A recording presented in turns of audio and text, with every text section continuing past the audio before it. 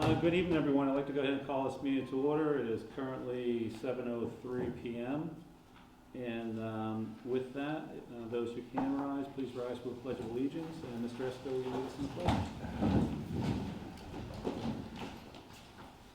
I pledge allegiance to the flag of the United States of America and to the republic for which it stands, one nation, under God, indivisible, with liberty and justice for all. Thank you. And Brittany, roll call vote. Chair Joe Here. Robert Bishop. Here. Mike Sherrill. Here. Dan Esco. Here. John Boyle. Present. And our town manager, Thomas Hutchinson. Here. The first thing on the agenda is approval of the minutes from August 9th. Mr. Chairman, I move we accept the minutes as presented from August 9th, 2021. Motion is second. Any discussion? Hearing none, all in favor? Aye. Opposed? Abstentions? Motion carries. We also have minutes from August 10th. I don't see them in the packet. Are we still waiting for those, I believe? Okay. So we'll go ahead and table that. Okay with that. Motion to table the minutes for August 10th. So moved. Second. Any discussion? All in favor? Aye. Opposed? Abstentions? Motion carries. This is a time for the public address to the board. This is a time when the public may address the board on any item listed on the meeting agenda or any issue or matter of the town. If you intend on addressing the board at this time, we ask that you do the following. Please identify yourself by name, address, or the company, institution you represent. The public address of the board segment will last no longer than 30 minutes. Please make your comments concise and try not to repeat statements made by others. Please address your comments to the board chair. Discussion or debate on any issue may not take place at this time. The chair or the designee may answer questions on procedural matters. Please be cordial and respectful of others. If anyone wishes to be recognized when the board discusses an agenda item, please make that request at this time. The board chair may grant this request. Address comments to the board chair, and please again be concise. Anyone wishing to address any issues on the agenda this evening? I know we have a few speakers, so Mr. Filio. Dan Filio, 36 Chivers Drive. Here available to discuss, if needed, on questions 10, 13, 14, and 15. Great, thank you. Those who are on the agenda to speak don't need to be recognized this time. We'll recognize you when that topic comes up. But anyone else that wish to address the board? Okay, seeing none. Okay, we'll move to the committee appointment ratifications. I apologize if I got the name pronounced incorrectly. Samuel Pasquale for Dalton Redevelopment Authority for a term expiring June 30th, 2025. Mr. Hutchinson? I'll state now that I support all the committee chairs and department heads who are presenting candidates for appointments this evening, and will defer to them for any statements. I will note that Samuel Pasquale is here tonight, and that Jared Lundgen unfortunately could not be present. Oh, I'm sorry. Jared can be present. Thank you for coming. Aye. Thank you. And John, you chair these committees, right? Would you like to make any comments? No. Okay. And who's Samuel? Yeah. Thank you. Thank you for being here, and Jared, thank you for being here. So we'll go ahead. Is there a motion to accept the appointment recommendations? One at a time. Yeah. Okay. Mr. Chairman, I make a motion we appoint Samuel Pascal to the Dalton Redevelopment Committee. Is there a second? Second. Motion second. Any discussion? Hearing none. All in favor? Aye. Opposed? Abstentions? Hearing none. Motion carries. Again, thank you for stepping up and volunteering for this role. Appreciate it. Thank you. Next one. Okay. Mr. Chairman, I make a motion we appoint Jared Lundgen to the Dalton Redevelopment Committee. Second. Motion is second. Is there any discussion? Yeah, it's not the redevelopment authority, it's the Dalton Development Industrial Commission. Revise the motion? Revise the motion to Dalton Redevelopment Authority. No. Dalton Development Industrial Commission. Why does it say Dalton Authority?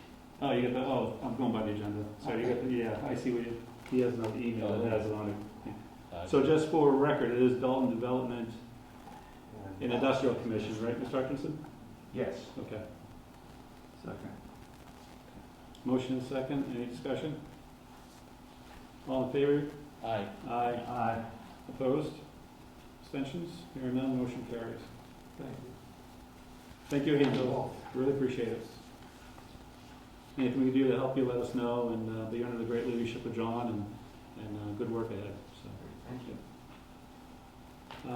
Number 7, staff appointment ratifications. Mr. Hutchinson. We have 3 staff appointments. Joseph Coote as a permanent full-time police officer. Kimberly Edmund for a 24-hour dispatcher position. And Jennifer Philippi for part-time assistant accountant.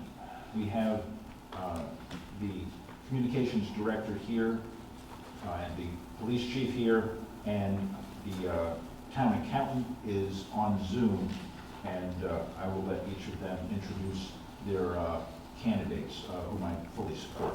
Okay, great, thank you. Chief? Yeah, come on up so we can actually pick up on the mics and the TV can pick it up too. Yeah? You guys are away. Oh. Can we face you? Yeah, that's fine, yeah. So I would like you all to meet Joseph Coote. Joseph was on our civil service list, and we offered him employment way back in February as a reserve officer. And when we went to put him in the Reserve Academy no longer existed. So Joseph graciously stayed with us until we got him a full-time position here. And a little bit about him, he's got a bachelor's degree from Westfield State in criminal justice with a minor in psychology. And he's here with his girlfriend and family.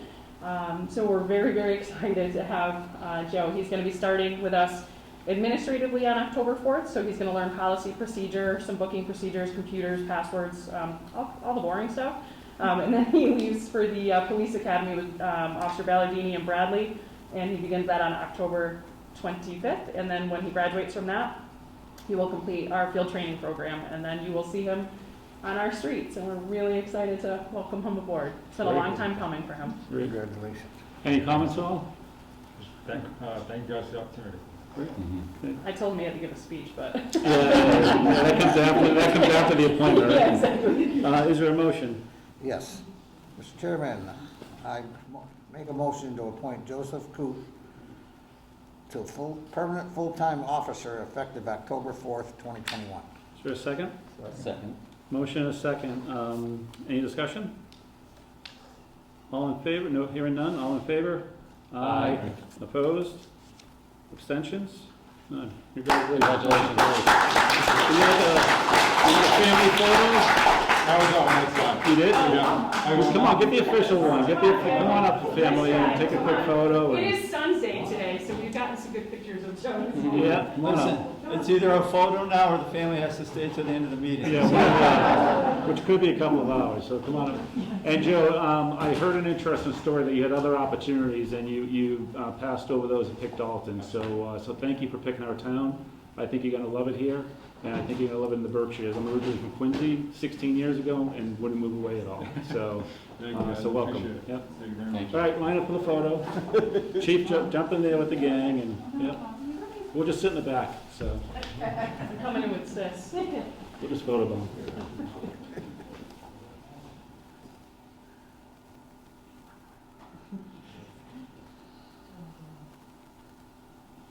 Back to you.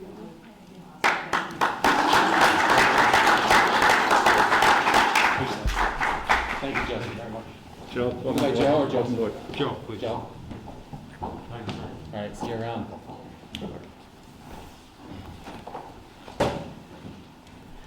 And then we have Kimberly Edmund for 24-hour dispatcher position effective October 4th, 2021.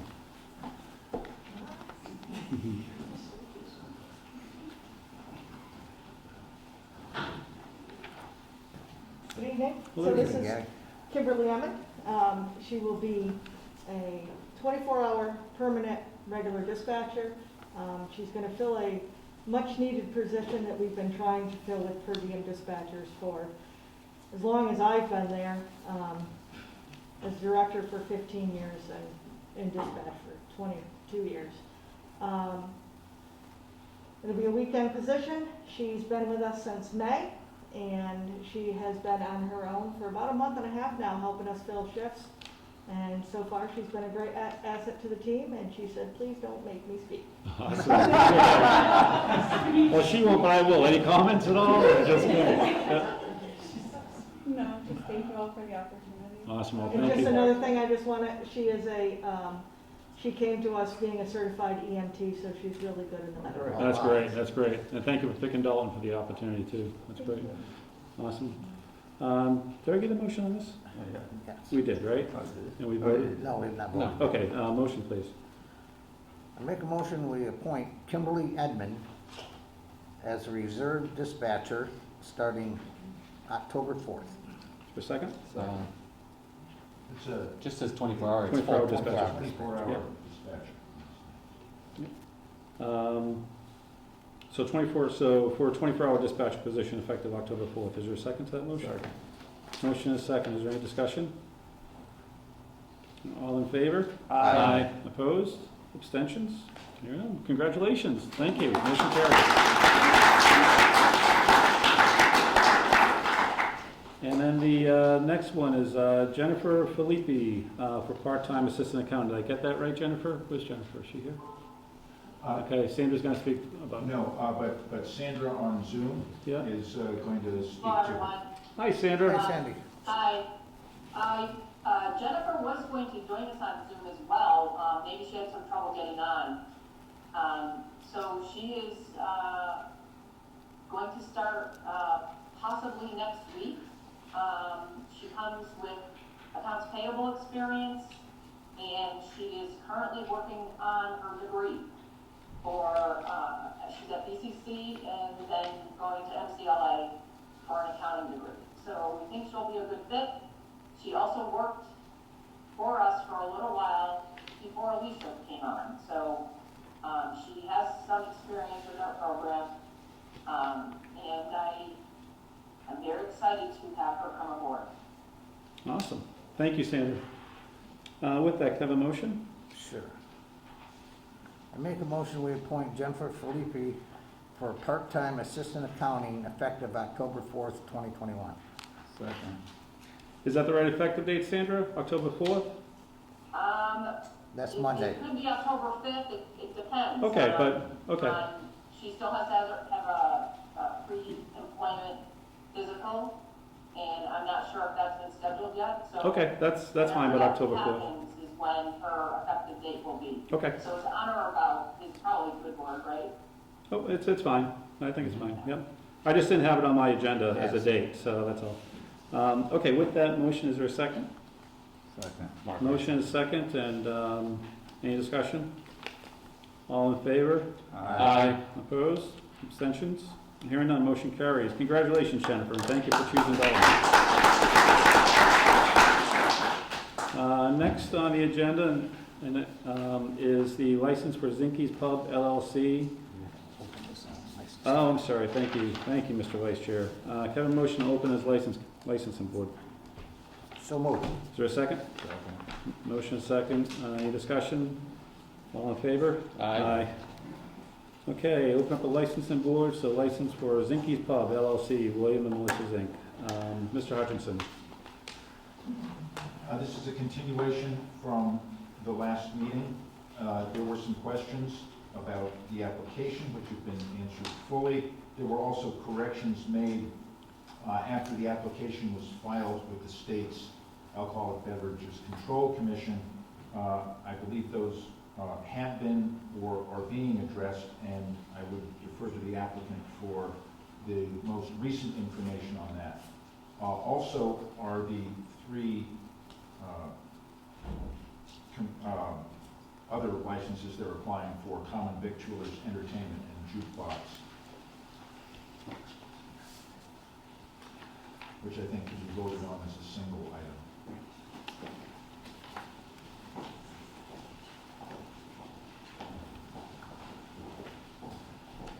So we, good, yeah. Does this application in front of us include the corrections as recommended by the investigator? Uh, Yes. Does.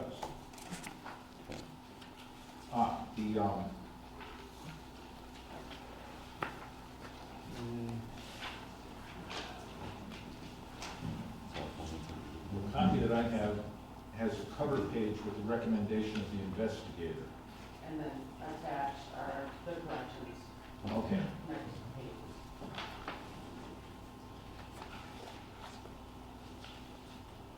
So did the investigator revise the recommendation? The recommendation was the list of, I think it's 5, just things that were missing or the application was filled out Yeah, I think, correctly. So all of the corrections are attached to it. okay, I guess I'm going back to the cover letter from the investigator. The first line says, "I'm unable to make a favorable recommendation the way this application is presented." And then all the recommendations are below of what they needed to correct. Yep. Okay, so all those are corrected? Yes. Okay, all right. And then after review and approval, the licensing board forwards the document back to the ABCC licensing division.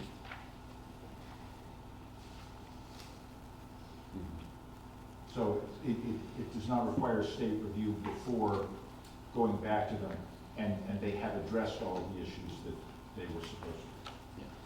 So, On the front page at the bottom, it says that, it says, please forward all corrections and/or documents to the Dalton Licensing Board. After review and approval, the board will forward all documents to the ABCC Licensing Division. No further fee is required. So I think we just need to approve it, send it back to the ABCC that we approved it. it looks good. Okay. The corrections are there. Is there a motion? Yes.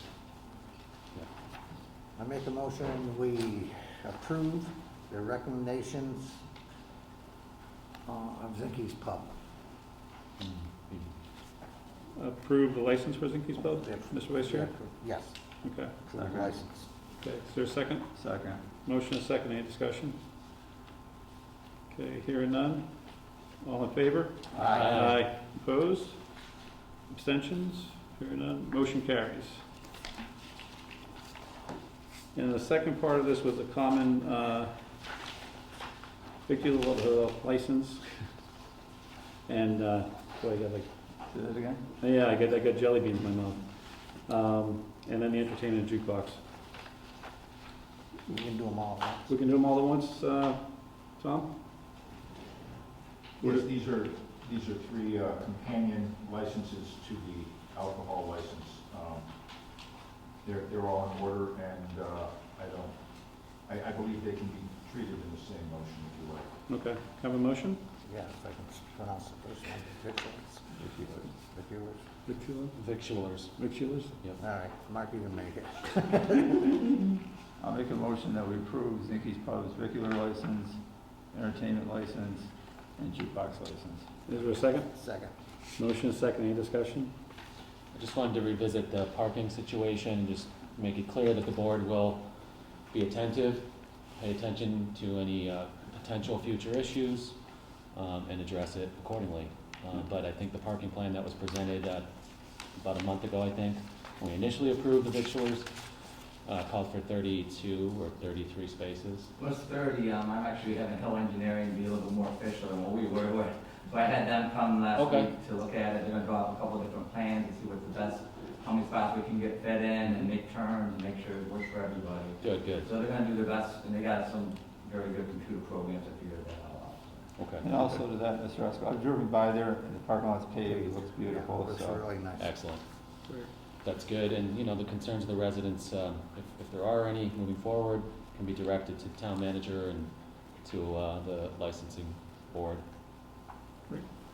Any further discussion? Congratulations. Okay, hearing none, all in favor of the motion? Opposed? Abstentions? Hearing none, motion carries. Great, congratulations, next step forward. Thank Yeah, looking forward to it, exciting. Appreciate it. So, We're excited.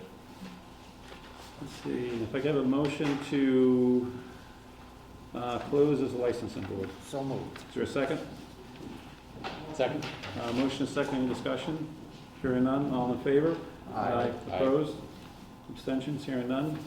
Great. Licensing board is closed. Going back to regular business, number 9, approve the HVA Berkshire Watershed Conservation Manager as a special municipal employee. Mr. Hutchinson. Yes, this is a little bit tricky. A special municipal employee is a position which, by virtue of the position, contains an inherent conflict of interest. In this point, it is being involved with the Stormwater Committee and the National Pollution Discharge Elimination System, as well as being paid to do work on the outflow, because the Housatonic Valley Association has done that before for us in the past. We have it in our budget, in the stormwater budget, to do that, and it's a regular feature. However, in order to be able to fulfill both functions, the position that is on the committee has to be named as a special municipal employee to avoid conflict of interest. This is a measure of transparency. This is the public notification that there is someone who is serving in a decision-making capacity who is also benefiting financially from the committee. So this public disclosure of that allows anyone to follow up who would like to.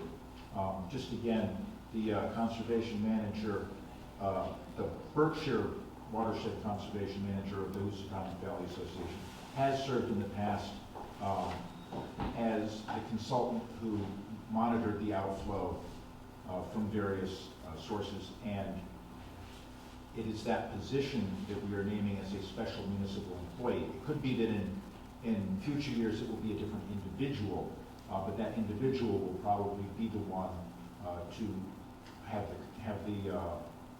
the financial remuneration from this job. Great. Thank you. So with that, do we need a motion to approve this, or is this just for public? Okay. Yes.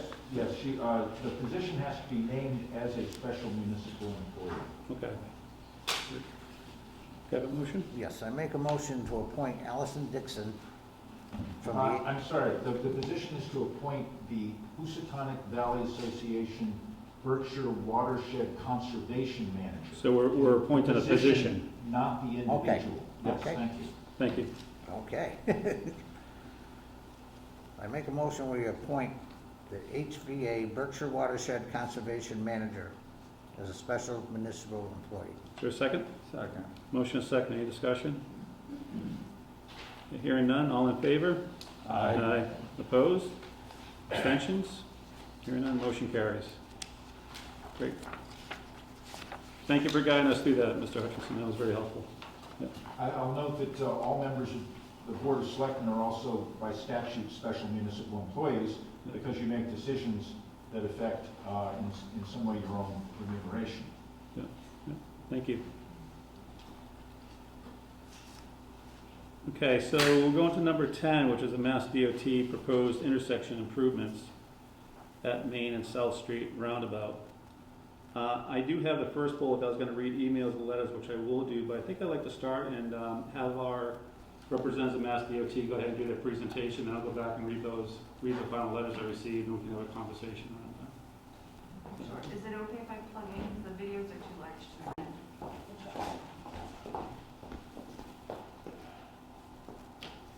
Any objection if I move those bullets around?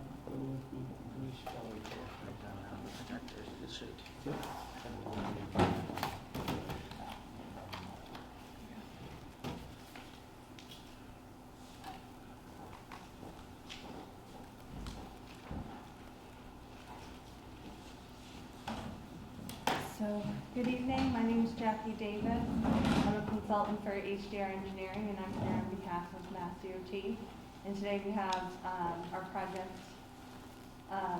manager from MassDOT, John Freeman, and our District 1 project development engineer, Mark Moore. So, based on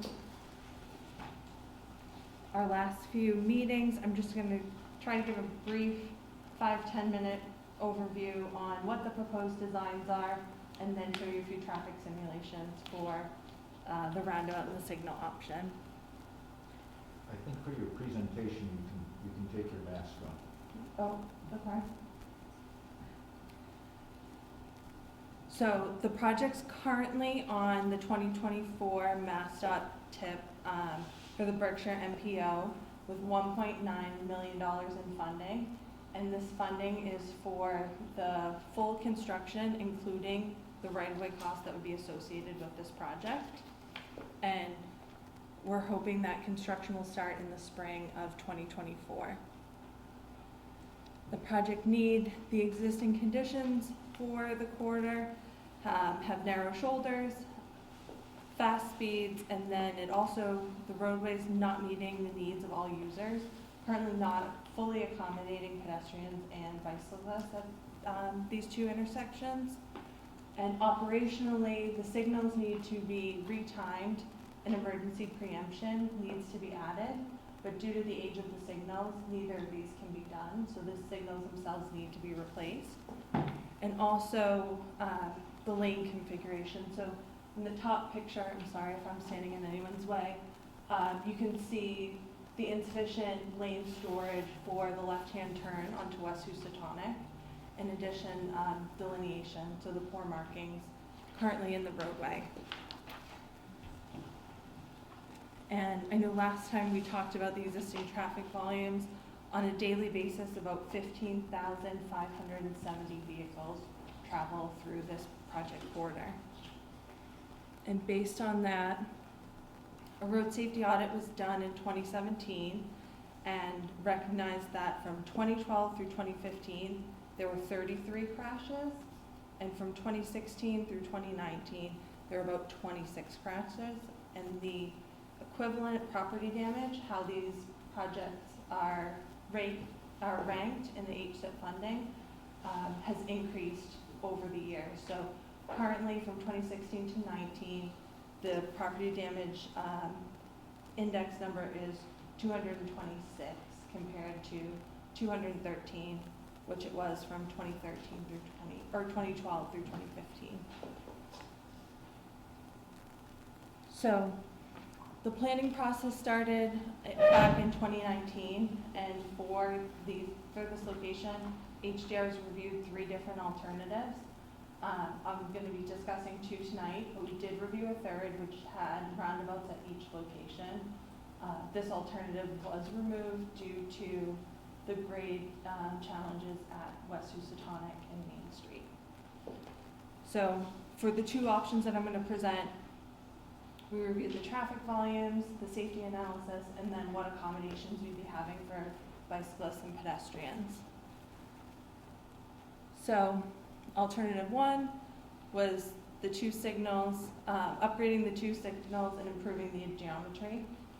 Option 2 is the roundabout at Main and South Street, and then the signal at West Housatonic and Main. So for option 1, the 2 signals, all the lanes are 11 feet wide with 1-foot shoulders. On the north side of the road, we're showing a 4-foot grass buffer and an 8-foot shared use path. On the south side of the street, we have a little bit more right-of-way. We're showing a 4-foot buffer and a 10-foot shared use path. And to zoom in and give you a little bit more detail, at South Street and Main Street, we're keeping the lane configuration on South Street, so the through right and the through left and the dedicated right. Main Street eastbound, we're adding a left turn lane, a through lane, and a through right. And westbound, we're formalizing the left turn only onto South Street and adding a formalizing the left turn and adding a through right. For Main Street at West Housatonic will remain the same configuration, while Main Street will be formalizing, eastbound formalizing the through lane and the through right, and westbound will be formalizing the left lane and the through lane. So currently right now there's only about 20 feet so that's approximately space for 1 car to sit and wait to take that left turn. And this proposed design will be adding 100 feet, so we'll be able to have about 5 cars queued there. So there won't be that conflict or the rear end crashes that we're currently seeing today. So, moving into the roundabout and the signal. For the roundabout, all of the lanes are 11 feet. Shoulders are inside and outside are 2 feet. With the north side, we have an 8-foot side path. So this allows for bicycles and pedestrians. And on the south side, we're matching the signal design with the 4-foot grass buffer and the 10-foot shared use path. And one thing to note, in both design options, we are maintaining the bus stops. So the question that came up was, how do pedestrians cross the street at a roundabout? So the plans show rectangular rapid flashing beacons, RRFBs, and these are pedestrian activated, so a pedestrian will walk up to the push the button, the lights will flash yellow, alert the vehicular traffic that there is a cyclist or pedestrian trying to cross the roadway. And you can see in this bottom picture that the cars will yield to the pedestrians in the crosswalk. So at South Street and Main Street, you can see the little black dots close to each crosswalk. Those are the RFB locations. The red area that you see is a mountable, traversable surface for larger vehicles to be able to maneuver through and around the roundabout. And then to note, the roundabout geometry is designed so that it slows vehicles down entering, so that they have a slower entry speed and speed in and around the roundabout. And one of the benefits of the roundabout is that it does reduce the conflict points between vehicles. And so for Main Street at West Tonic, we're adding a bike box, which is the bright lime green color that you see on West Tonic Street, and then a bike crossing, which is the same marking going across Main Street. This area will allow for bikes to cross from one side of the street to the north side where they can use the shared use path. And then for this location, we're eastbound, we're formalizing through and the through right lane, and then westbound, we're narrowing that down to 1 lane, so all vehicles will be forced to travel through onto the roundabout and around, so left lanes will be prohibited onto West Tonic Street. And so during the peak hour, that's only about 3 cars an hour that are trying to make that move. So instead of a vehicle trying to make that turn, it is safer for them to go through the roundabout. And one of the questions last meeting was, how will this design work and not back up, and cars not back up into the roundabout? So the bright yellow box that you see is what's called a loop detector. So once a car reaches that loop detector, the loop detector will speak to the traffic signal equipment and the controller, and that communication allows for the signal at West Tonic and Main Street to go green. So it allows those cars to flow through and the traffic not to back up in the into the roundabout. So you can see that through these videos. So this is the AM peak here. In the morning, if the 2 signal design was proposed, the queue time at South Street would be about 28 seconds, and that's a level of service C. With the roundabout design, the wait time at South Street would be about 7 seconds. While if you're at West Tonic Street, that wait time would be around 26 seconds, which is also a level of service C. While if you had the roundabout design, that would be about 6.8 seconds, and that's a level of service A. So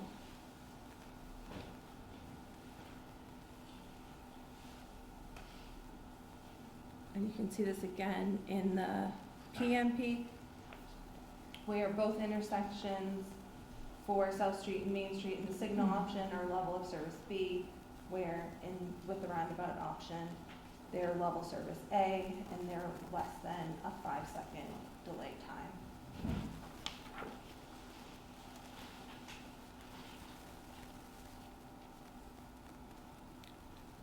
So I know one of the concerns, the last meeting was queuing on South Street, and so through the simulation, you can see that the queuing on South Street is minimal.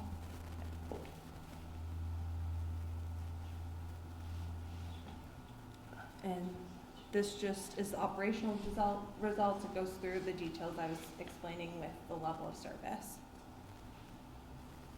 And for traffic management, it was mentioned numerous times at the meeting that construction would close down these two intersections. Throughout construction, these two intersections will remain open. There will be detour plans. All roads will be maintained and will allow vehicular traffic 24/7, so there'll be no detours. And then detailed plans showing this would be developed later at the 75% level, which would be at some point next year. And then the next steps for DOT would be finalizing a 25% submission for later this year and a design public hearing, which would occur next spring. So I think with that, if anyone has any specific questions.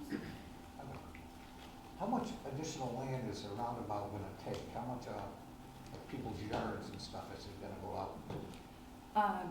It doesn't take much. It requires a small portion of the truss that's there and the one white home, but not as much as formalizing the second left turn. What I'd like to do now is just, thank you for the presentation, that was great. What I'd like to do now is just quickly read through these letters and bear with me on this, because I've committed to these residents that I will put their letters on record. There's no objection, I could take my mask off for a minute. You guys okay? Okay. And then we will then take the next step of bringing it back into the board for discussion, and also review the traffic commission recommendation. So with the first one, this is from Sharon Laverta. From 109 First Street. I'm against the roundabout. I really dislike roundabouts. I travel a lot and really dislike the confusion of an out-of-towner at one. Never know if I should be in a different lane, and if I am going to get into an accident trying to get over to where I need to be. We have had lots of out-of-towners who come visit. I also can't imagine the horror of the construction period. Why fix something that isn't broken just to spend money? Fix the sewers and water pipes. Then maybe my water won't have that awful chlorine stink that makes it, I can't drink it, so we'll take that as a separate issue. Next one is Shannon Myers from 32 Cumberland Circle, not in favor of the roundabout. I just recently moved to the area early this summer. Although I am new to the area, I've been coming through the Dalton area for well over 3 decades. Never at any point do I remember traffic being backed up at that intersection that would warrant the need for a roundabout. The longest I've ever waited at that light in any direction is 1 light rotation, which is perfectly acceptable. If someone's looking to complain about traffic flow, I'd like to invite them down to Great Barrington, where on any given day it can take 30 to 45 minutes to get from the Sunoco gas station on the corner intersection head south on 7 to the police department intersection. Most often never going above 5 to 10 miles per hour throughout that whole stretch. Trust me when I say this, the traffic pattern in Dalton is a breath of fresh air. No roundabout, Shane Myers. Just lost my spot. One sec. This one is from Mr. Paul Silvernail from 105 John Street in Dalton. I'm totally against this design. These 2 intersections work fine and keep traffic moving. The problem is not the design, but the people driving. It would be better to improve turn lanes and signals along with alignment. Thank you so much, Joe. Next one is very simply, my wife and I are against it. Paul and Suzanne Warren, 58 Pinecrest Drive in Dalton. Next one is from Pamela Armstrong, 16 Crane Ave. Thank you for all that you do for Dalton. I'm not sure if you're looking for reasons why, so I'll just give you my vote unless you specifically ask why. I'm opposed to the roundabout. Next is from Martha Thompson, from 9 High Street, resident for 45 years. This is from Martha and Bill Thompson. We're against the state plans for our Main Street, Main and South Street. Maybe they can fix the intersection at South Street and Dalton Division Road, which is very dangerous. Also, they could help us help give us the money to fix the potholes. We don't want the help on Main Street. They should help Lennox with the mess on Holmes Road Bridge. Next is Laurie and Larry. I'm probably going to pronounce this name incorrectly. Apologies. Alessio? Okay. My name is Larry Alessio, and I live at 61 Hemlock Hill, Dalton, Mass. I attended the meeting on September 14th, which was very informative. My preference is to not... Oh, sorry, I just lost my spot again.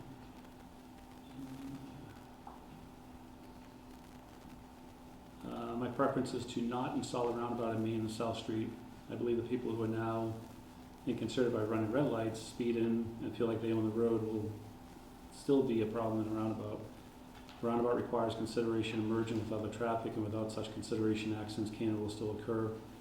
The roundabout at Look Park was mentioned. That seems to work well. However, the traffic volume always seems to be manageable, so there's no problem. Just down the street, there's a roundabout just before the bridge going over the Connecticut River in Northampton. I don't know about the accident rate, but there seems to be vehicles coming from every direction at any time. During the day, so merging is a nervous endeavor. I envision the Dalton roundabout during the morning and afternoon rush times to be the same as in Northampton. I'm also concerned about the red light at Tonic Street causing a backup at the roundabout, plus the safety of pedestrians trying to cross the street. Possibly upgrading the signal lights will be required, and that would be much less expensive and disruptive. Kathy Dion, totally against the proposed roundabout south at Main Street, and Kathy's at 135 Raymond Drive in Dalton. Next one is from Jonathan Mara. This is from the family, Renetta, Alyssa, and Jonathan. Myself, my husband, and my daughter are all against the rotary. We live at 68 South Street, and direct impact of this rotary. We already experienced significant delays due to the low-lying bridge. If the rotary goes in there, there won't be an exit on either end of the street, as we'll freeze that as well. Not to mention the frequency of cars descending the hill on Main at excessive speeds will cause rear-end accidents. At least now there are 2 lights to deter them. The construction will be a nightmare for the neighborhood as well, with the narrow streets and no room for additional safety vehicles or equipment. Voters against this waste of taxpayer money. Next is Jack Horrigan of 32 Meadow Drive. Mr. Dibber, I'd like to express my displeasure with the proposed roundabout south in Main. After attending the meeting Tuesday night, I came away thinking the issue is not the amount of traffic, but the increase in impatient drivers.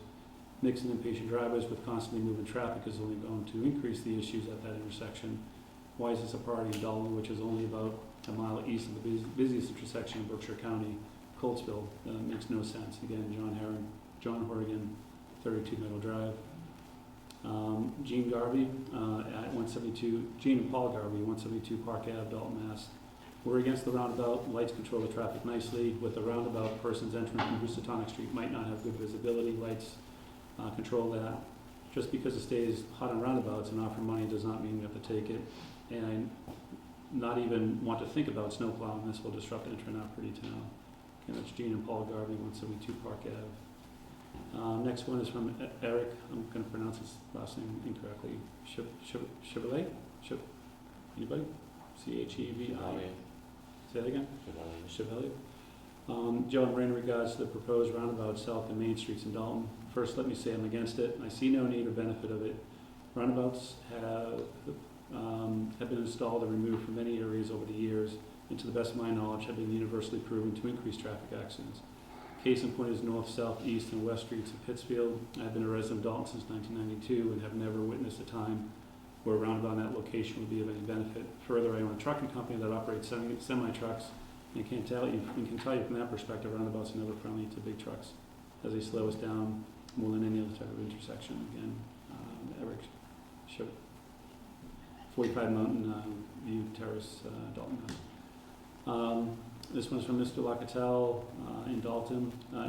It should be clear if the board wants to prevent this project or recommend the update on signaling. Your meeting is the last chance. The 25% mark is not for approval, it's for tweaks. Chatham, Mass. Was told by DOT that flow is expedited and accidents are reduced because roundabouts slow traffic. This is great for merchants if their places of business are made more accessible, or if speed is the cause of a great many accidents. but the intersection of Main and South has no merchants, and there are a few accidents, and those tend to be fender benders. Based on my recent experience with roundabouts, delays and backups will be considerably increased, isolating much of Dalton and the hill towns from Pittsfield. Also, the number of rear-end collisions will increase. Main and South is a busy intersection that is a poor application for a roundabout, Mr. Locatell. And this one's Mr. Crowell, here in Dalton. Joe, unfortunately, was unable to make the Tuesday 9/14 meeting regarding the proposed rotary at Main and South, although I was able to view the video recording. After listening to the various points of view, many confirm my position that the cons of this proposed upgrade far outweigh the pros. The intersection does need to be upgraded and modified to include right turn lanes for both South and Tonic Street, along with the inclusion of the bike lanes for both the west and eastbound travel lanes. And the sidewalk on the south side eastbound would also be a plus. As many mentioned, the combination of rotary and controlled intersection presents a unique problem for the designer team. Having the Tonic Street controlled by a lack of flow or backup through the rotary will likely result in moving the westbound Tonic Street traffic to Main Street during peak flow periods, further exacerbating the problems there. One suggestion I propose would be to simply add a new barrier separated uncontrolled westbound flow-through lane with merged area farther west of the intersection and control just the westbound flows from South and Tonic Streets. This would facilitate the bound flow of traffic during peak periods, reducing congestion.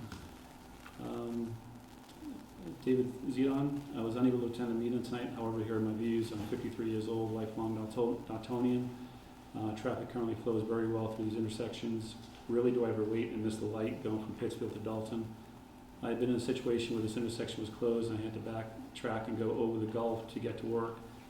We want this to happen for months. Meanwhile, the state wants to tie up this area for several months. The roundabout in Adams causes confusion and is very unnavigatable. Please stop the state project. We need more improvements on our state-maintained town roads rather than unnecessary roundabout. I've almost been hit several times in North and Main crosswalks. Once so bad, someone went speeding around everyone's that stopped for me, and I threw my water bottle at the car and hit it. Well, maybe we don't want to note that one, Chief. Let's see, this one is from Cynthia Horrigan, 32 Meadow Drive. I'm strongly against the building of the projected roundabout here in Dalton. Simple, straightforward. And then a handwritten letter that was scanned in. Thank you, Melissa, for helping. This is from Cynthia Horrigan, so I also got her email. So go ahead and skip that. And then just I have one more letter that is in the in favor pile, if you will. And this was received after the public hearing or the special select board hearing on 9/14. This one's from Barry Smith, 224 Kirchner Road.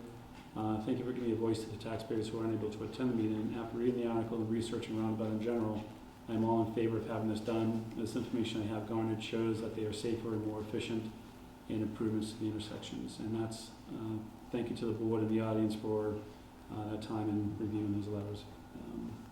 And that was all. So next, if we go to the Traffic Commission report and recommendation, we should all have that in the packet. Mr. Deaver, may I ask a question? Absolutely, Mr. Cotto. I sent the letter to select board on that. You were going to read that? I read that on the 9/14 meeting. Okay. Yep. Thank you. Yep. And I think even the Eagle mentioned that in their article. Yeah. Can I ask a question, please? Yep, absolutely. Henry Rose, North Mountain Road. How many of these accidents actually resulted in serious injury? And is there any evidence that those serious injuries would be prevented? Chief? Dr. Rose, at the last meeting, I actually gave the stats. The most recent stats were from 2019 through the day of meeting on 9/14. Most, if not all, the accidents were minor injuries or no injuries at all. We had no fatalities, no serious injuries reported. And that was the last 3 years. And most of them were rear-end accidents. So, Thank you. That's very helpful. Thank you. With that, we have received a report from the Traffic Commission, and I'll go ahead and read it for the record, then we'll go with a motion to accept it for the record. On September 21st, 2021, Dalton Traffic Commission discussed at a request by Joe Dever that we provide a recommendation to the Select Board for the September 27th, 2021 meeting on the reconstruction options for Main South Housatonic Street intersection proposed by Mass DOT. Traffic Commission has spent time reviewing the proposal and held a discussion on the present status of the project. Mr. Dibble was president, stated the Select Board would take a position on the project at the meeting on the 27th of September. Based on the discussion, the Traffic Commission passed by a majority vote as follows. The Traffic Commission does not support the roundabout, but does support the updated lights and reconfiguration of the intersection. With that, I have a motion to accept the recommendation. Make a motion to accept the Traffic Commission's recommendation. Is there a second? Second. Motion second, any discussion? Hearing none, all in favor? Aye. Opposed? Abstentions? Hearing none, motion passes. Now let's move to the Select Board discussion about the roundabout. Well, I guess let's have a motion first on the position of the roundabout. Anyone? Okay, I make a motion, we do not support the roundabout. Is there a motion and a second? Okay, it's been a discussion. Anyone for comments? No. Every one of us here is elected to represent the residents, and easily 10-1 against the roundabout. That being said, we have to make difficult decisions, and sometimes we have to go against what we think people want. It may not be popular. That being said, this isn't a hard decision. We're not getting glaring evidence that there's accidents every day, serious accidents. We figured out the stat that 15 million cars went through there in 8 years, and we had 60, 70 accidents. So for me, it's a no-brainer. We're here to represent the residents, 10-1, and it's just not there for me. Other comments? Yeah, pretty much everyone I've talked to, maybe 4 or 5 said they're in favor, and probably about 40 or 50 said no. So I support what Mark says. Any other comments? Well, personally, I really don't have a strong opinion either way. I can see the merit for a roundabout. I can see the argument for that. I can see the alternative of improved signaling and lane design. But I do have to say there were a number of folks who were in support of it in town too, even though more people are against it. And I feel like those folks need a voice at the table as well. So I think I will lend my vote to that. Again, I don't have a strong opinion one way or the other. I'm still, formulating my opinion. And I know people say at the 25% design stage that it's a done deal. I mean, if that's the case, then certainly it might be too late to oppose it at that point. But I feel like that is the public hearing that the state holds at that time for the general public to come forward. I feel that it's somewhat premature to take a formal position prior, and I said that at the September 14th meeting, the public listening session. So I think at this time I will cast my vote in support of the residents who want to see this happen. Yeah. Support? Can we put Jackie? either the roundabout or the light thing and back up? Now, first the premise is, I'm a resident of East Tonic Street. I doubt if there's anybody here that uses this intersection more than myself, going either way. Down this way, go up to the center of town, town hall, etc.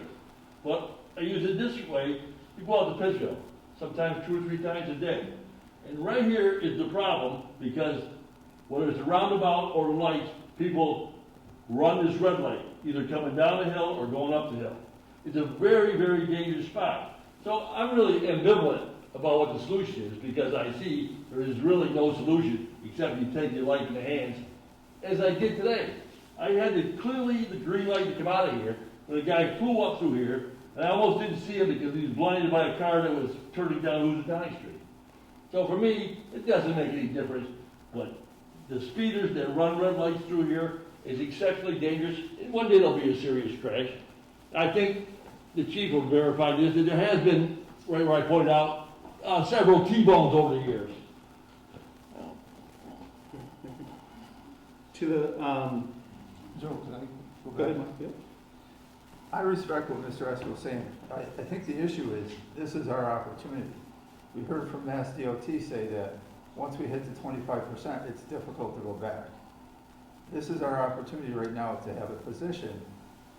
When we say a majority of residents are saying they don't want it, Mass DOT is gonna do what they wanna do anyway. They're gonna do it. If they want it, they're gonna do it. Go ahead. I want to speak up here as a project manager. I manage many other projects, including one in Springfield, where we went to 25% as a signalized intersection. And neighborhood associations wrote in against it, and a year and a half later, we're now presenting a roundabout instead. And that has just received a 25% smudge. So it certainly can change, in that case, the other way, after the initial 25% is submitted, at least for my Springfield project. Whether it's typical is another story. I'd say it's probably not typical, but the 25% design public hearing happens after the 25% is reviewed and approved by MassDOT reviewers for a reason. And the 25% design public hearing is not just checking a box and shouldn't be looked at that way. Thank you for that clarification. We did ask a very specific question. If we had residents opposed at the 25% design stage, if DOT would go back to the signal, and it was preferred not to do that? I won't state we definitely will or definitely won't. I will state that I have a project in Springfield where we made the reverse change after 25%, after a year and a half. Thank you for that. If you want to add anything, Mark or Jack. I made a statement at the last meeting that it's difficult and it's preferred not to change, but I agree with Don, that's the whole purpose of the public hearing. Sorry, Joe. That's fine. To Mr. Esco's point about the residents that may be for it but didn't voice their opinion, the one thing that we did do, and I want to make this very clear to the residents, is that we provide the opportunity to do so in many channels. Had to have it formal in a process, so we could have that on record, in public record, and that's why I read these letters. And so our residents have the opportunity for their voice, for their representatives for that voice, and if they don't voice their opinion, we have what we have. And so I'd be in favor with the motion opposing the roundabout. I just have one more question for Mr. Friedman. Yes. Will option one have the same priority, like, to get that done? Because you've identified, Mass DOT has identified this location as a hazard. Will option one have the same priority as option two does right now? So if we go, is Mass DOT gonna, if they decide not to go with option two, we're not gonna be waiting 10 years to get option one done? No, because this project overall, regardless of which option is selected, is programmed in the statewide transportation improvement program in the federal fiscal year 2024. That means that $2.1 million is allocated, earmarked, if you will, for this particular location. And the MassDOT's goal is to advertise all projects in that STIP on time within the same federal fiscal year. And so this location has been identified as a top 5% equivalent property damage only crash cluster within Berkshire County, and that basically means that it's a high crash location within the county, and it warrants, I would say, the improvement program funding. As a result of that, MassDOT owning this roadway, having jurisdiction at the intersections, is in a decision-making authority position to make improvements here. And what the improvements are is open to public input, but we are programmed to make improvements at this location in 2024, whatever they may be. Thank you. So I'd like to recommend an amendment to the motion. I'd like to propose we amend the motion to not support the roundabout and request that the 25% design session as a signaling option for public comment and discussion is a preferred solution for the town of Dalton. Any thoughts?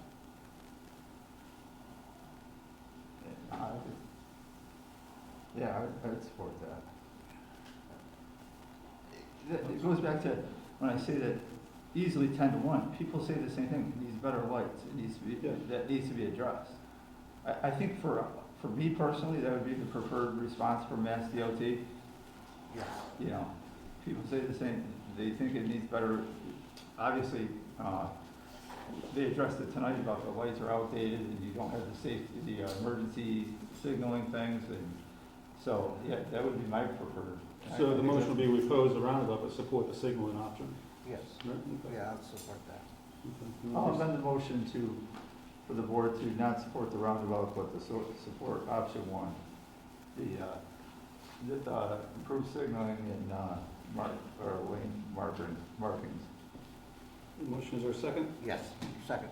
Motion is second. Any additional discussion? Hearing none. I'm gonna ask for a roll call vote on this. Brittany? Sure. So, Chair. I support the motion. And Robert Bishop. Yes. Mark Stroud. Yes.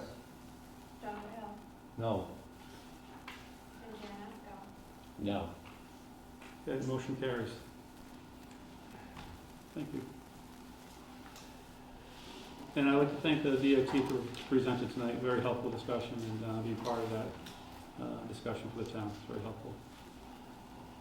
So with that motion, Mr. Hutchinson, if I may ask, we have a formal letter drafted. And you and I can sign it and send it to Mass DOT with that town position.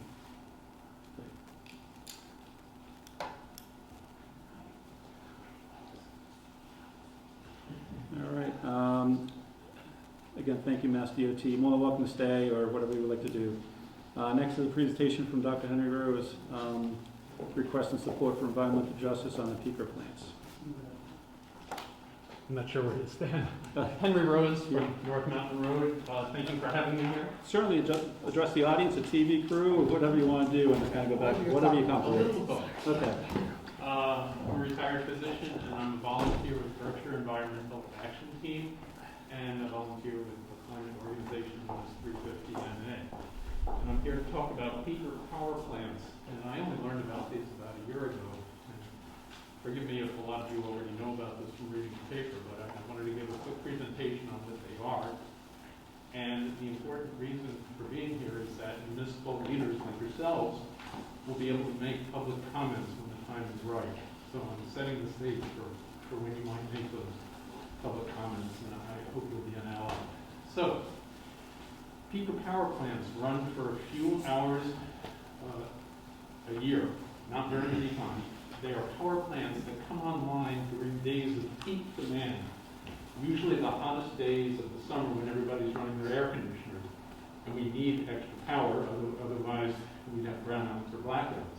So they've served a role so far, but the plants we have in Berkshire County, and there are 3 of them, are outdated, they're dirty, they spew toxic emissions, and they're also very expensive. They actually drive up the cost of electricity for all of us. So it's time to replace these power plants, and the proposal, if you remember nothing more, is that we can do better, and we can replace these plants with battery storage.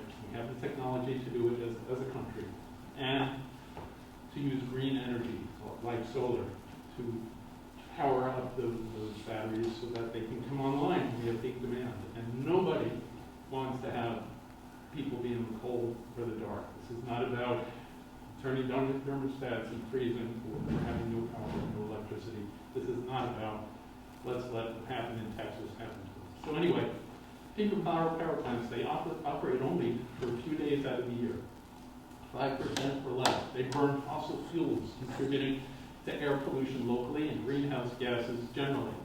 They emit fine particulate matter known as PM2.5s. These are the very small particles that go all the way down deep into your lungs, and they cause problems not only for respiratory health, but also heart problems, cardiovascular health.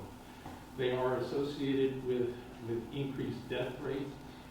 And in addition, there are nitrogen oxides and sulfur oxides. So these plants are dirty. There are 3 such plants. The biggest one is known as Pittsfield Generating. That's the one that's right in the backyard of Allendale Elementary School. And you all recognize that as the 3 smokestacks on Hubbard Avenue. That's the biggest one. That one runs on fracked gas. There are two smaller ones. They run on kerosene. One is down in Lee, and the other one is in Pittsfield. Unfortunately, the owners of the two smaller plants have already met with our state legislators and with the Berkshire Environmental Action Team to discuss a transition to green energy and storage. And in fact, the owners are actually very interested in doing that. The owners of Pittsfield Generating, the 3 smokestacks that we see near Allendale School, they have ignored us for a long time, but only recently they agreed to meet. And when they do agree to meet, then there will probably be a public comment period afterwards for people like our board to make comments. So if you could scroll along here. So there's a health impact from burning fossil fuel in general. And in general, it's no secret that I and people like me want to get us totally off of fossil fuel. But these plants we view as the low-hanging fruit locally. The effects of these plants are they can reduce lung function, exacerbate asthma, increase cardiovascular disease, preterm birth, premature death, and the most vulnerable of the people who have pre-existing conditions, the elderly and children. Fossil fuel pollution increases the risk of COVID actually by about 8 or 9% of having worse outcomes of COVID. Not of giving you COVID, but of giving you worse outcomes. Keep going, thank you. So there are 3 such plants, and they have the half-mile, mile, and 3-mile radius around these. As I mentioned, the one in the south is in Lee. There's a small one in Pittsfield that burns kerosene, and then there's the larger one known as Pittsfield Generating. And I'm really focusing on Pittsfield Generating because they're the ones that seem to be the most evasive. Pittsfield Generating, it's a 30-plus-year-old plant. It burns fracked gas. It results in 15% of the city of Pittsfield's stationary emissions. And when I say stationary, that means it's not looking at transportation sector. But it's only operational maybe 5% of the time, like usually the hottest days of the summer. It emits nitrogen oxides. They use the same water to cool it as GE uses to dispose of its waste, I understand. They are up for an air quality permit renewal later this year, and this is important, and this is a chance for people to make comments because the Clean Air Act has to be satisfied for this particular plant. However, the 2 smaller plants that I mentioned are so old they're grandfathered, they don't have to satisfy the Clean Air Act, and that's unfortunate. The location of Pittsfield Generating is unfortunate. It's adjacent to what are called environmental justice neighborhoods, and for those of you who may not know this term, environmental justice neighborhoods are areas of poor people who are already very burdened by environmental degradation and already have a greater share of health problems compared to the rest of us. These are usually low-income people, frequently non-English speaking or second language being English. And the state actually has a classification for this, and they recognize this. They know that these are people who have more trouble than the rest of us and tend to have shorter life expectancies. And in fact, locally, the EJ, or Environmental Justice Community, has a life expectancy, I believe, of about 8 years less than the rest of us. So this plant that we're talking about, Pittsfield Generating, is actually fairly close to EJ neighborhoods. Morningside Elementary School is definitely an EJ neighborhood. And you can see on the next slide, I think, not that one, that's the Doreen plant, which I won't talk about. The next slide, please, thank you. In bright green are the EJ neighborhoods relative to the Pittsfield Generating plant. And if you see the red arrow in the middle of the slide that's pointing upward, it shows the location of Pittsfield Generating, and then just north of it, and then southwest of it, you see their EJ neighborhoods. Also, there's no accounting with emissions for overlap. Like, they can look at a plant and say, okay, it's used a certain amount of emissions, and they might satisfy a certain requirement, but they could neglect the fact that there's like another plant nearby that's also contributing to pollutants in the air. Dr. Rose, you mentioned a permitting process at the end of the year. Is that a city of Pittsfield permitting process or is it state? State. State, okay. There will be a hearing eventually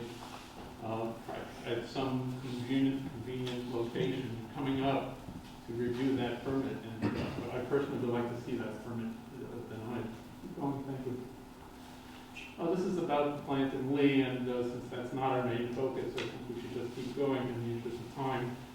So the plant ownership, as I mentioned, Green and Woodland, the two smaller plants, the ownership is actually interested. We've already spoken to our state legislators, including Adam Hines and Mark and Smitty Pignatelli and others. But Pittsfield Generating only recently, and this was after many attempts to get them to talk to us, they finally sent an email saying, yes, we'll meet with you. So they're not coming to the table terribly willingly, and work with people like our board could help push them to the table to at least, at a minimum, to discuss alternatives. So where it says no answer yet, this is actually an outdated slide. They did say they would give us air quality permit down below. As I mentioned, the two smaller plants, unfortunately, are grandfathered. Pittsfield Generating will have to file that air quality permit with the Mass Department of Environmental Protection. I already met with the Board of Health. Several boards, including our own, and our Board of Health voted yes, we need to transition, and yes, we need to find alternatives to these plants. This is relevant to the location of Lennox, where the mountains around Lennox actually trap pollutants to make matters worse. I don't think that applies there. The statewide picture is this. We already have 22 peaker power plants across the state, and one is as old as 72 years old. You can imagine how dirty and not green that plant is. And they have a new one that they're proposing that hasn't been built yet in the town of Peabody.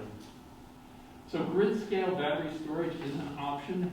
Battery storage, because renewable energy,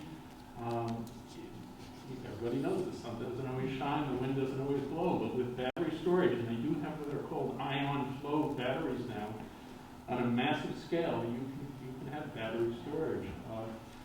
I visited a Catholic high school in the eastern part of the state that already has battery storage and a wind turbine right there on premises. The technology is available. There are a couple of communities, one in Connecticut and one, I believe, in California, that have already made the transition to battery storage. And so battery storage can be switched on immediately, and at a minimum, battery storage would be a good idea, even if not coupled with green energy production, which I want. As part of our Global Warming Solutions Act and other laws passed by our state, there's already what they call the Energy Storage Initiative, requiring additional 1,000 megawatts of energy storage to be achieved by the state by the year 2025. And they have something called the Clean Peak Standard. 1.5% of total annual sales of electricity must be met with clean power certificates, and it's supposed to increase each year till 2050. So the state has already said we need to move forward on these initiatives to make peak plants clean. Dr. I was trying to follow the bouncing ball in the ownership of this, and it sounded like it goes all the way to Japan, right? We're not exactly sure where the buck stops in ownership. Like somebody operates it, but then somebody might own it. So I'm still not 100% sure where that's going to stop. But the legislators will be meeting with somebody who should be responsible. All right, the final big argument is these plants are incredibly expensive, and we are divided into load zones. And you can see in green the Western Mass zone that has to make sure there's ample power to go around our zone. And in order to make power available right now, we still unfortunately have to have peaker power plants. But we could replace them, and additional argument to not have them is that they're expensive. Every day that those plants are online, they up the cost of all kinds of energy. In other words, cheaper forms of energy become more expensive on the day that the peaker plants are operational. That's just the way that our electricity market functions. It's not very fair, but that's the way it is. So you can see we have a gamish of sources of energy. You can see at the bottom we have some nuclear that goes in, we have a little bit of renewable. Fortunately, there's only a tiny bit of coal. There's some hydro. There's a tremendous amount of natural gas in our grid. and then there's oil that goes into it. Unfortunately, that's not a lot, but on days when peak plants are operational, and you can see the yearly average in red, but what happens on days of peak demand, you can see that the cost of electricity goes up tremendously during those hours of the day when the peakers are operational. So it's costing us something like $8 million a year to operate that plant, even if it's not even doing anything. So if you want more information, you can go to Berkshire Environmental Action Team. And I also urge everybody as individuals to do something called shavethepeak.org.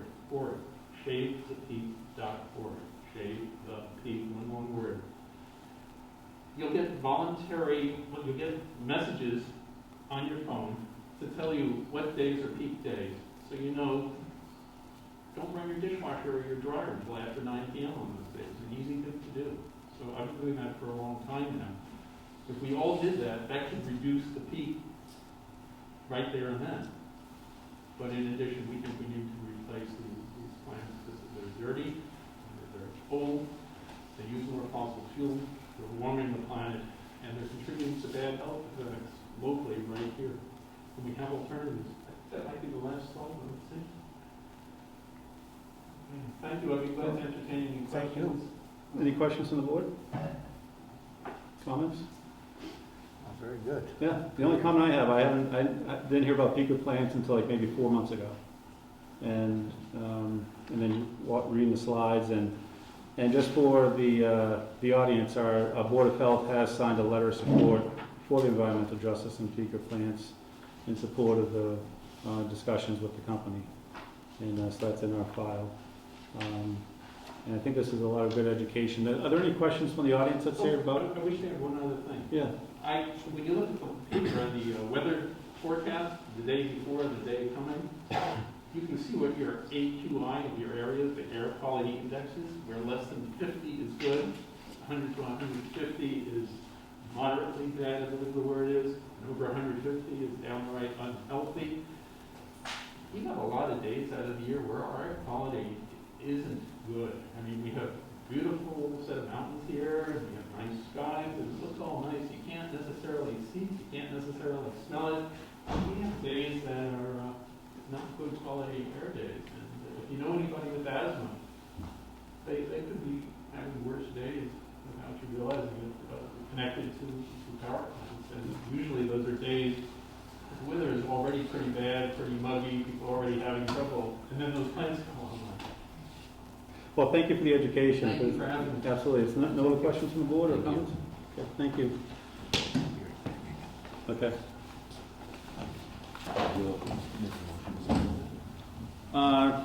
Sure. Could I have a motion just to support the, let's see, support the environmental justice on peaker plants? I'll make it. So moved. Is there a second? Second. Okay, motion is second. Any discussion?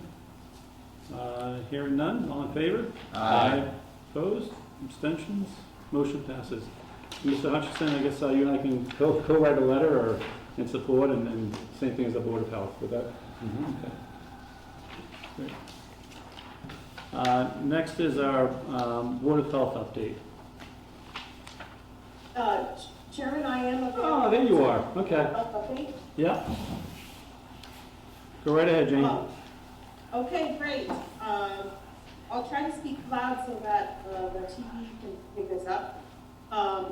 So reporting back, COVID obviously is on the forefront of all of our minds, and you did have a bump in Dalton last week due to a cluster at a care facility.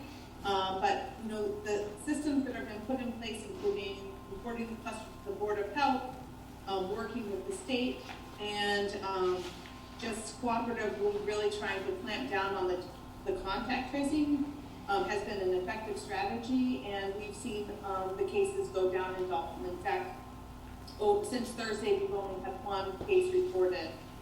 I am having trouble with with Maven logging in, so it's been a little bit difficult to really track that and update the graph that I'm hoping to regularly have available on the website. But we will keep an eye on that, and certainly let the public know and the board know if there's anything of particular concern.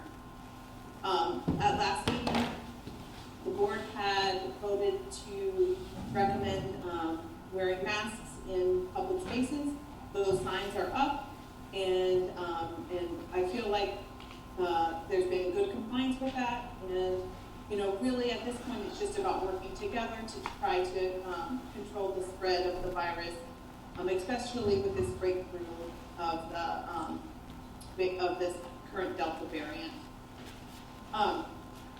So the one thing that I wanted to talk to the board about, and I don't think that it was on any sort of agenda, but I did want to kind of let you guys know that I've got a lot of questions around Halloween and what the board won't be doing as far as Halloween recommendations. Of course, I can never speak on behalf of the board, but I have had some informal conversations with Dr. Doyle. And it's anticipated that the Board of Health will have no recommendation to postpone door-to-door trick-or-treating this year. We know more about the virus this year. We know that it's spread primarily indoors through the air. So I know that the town hall has also gotten a lot of questions around trick-or-treating. So that's something that I thought I would inform you about. I think the thing about trick-or-treating is that families and individual property owners have the opportunity to decide whether or not to participate.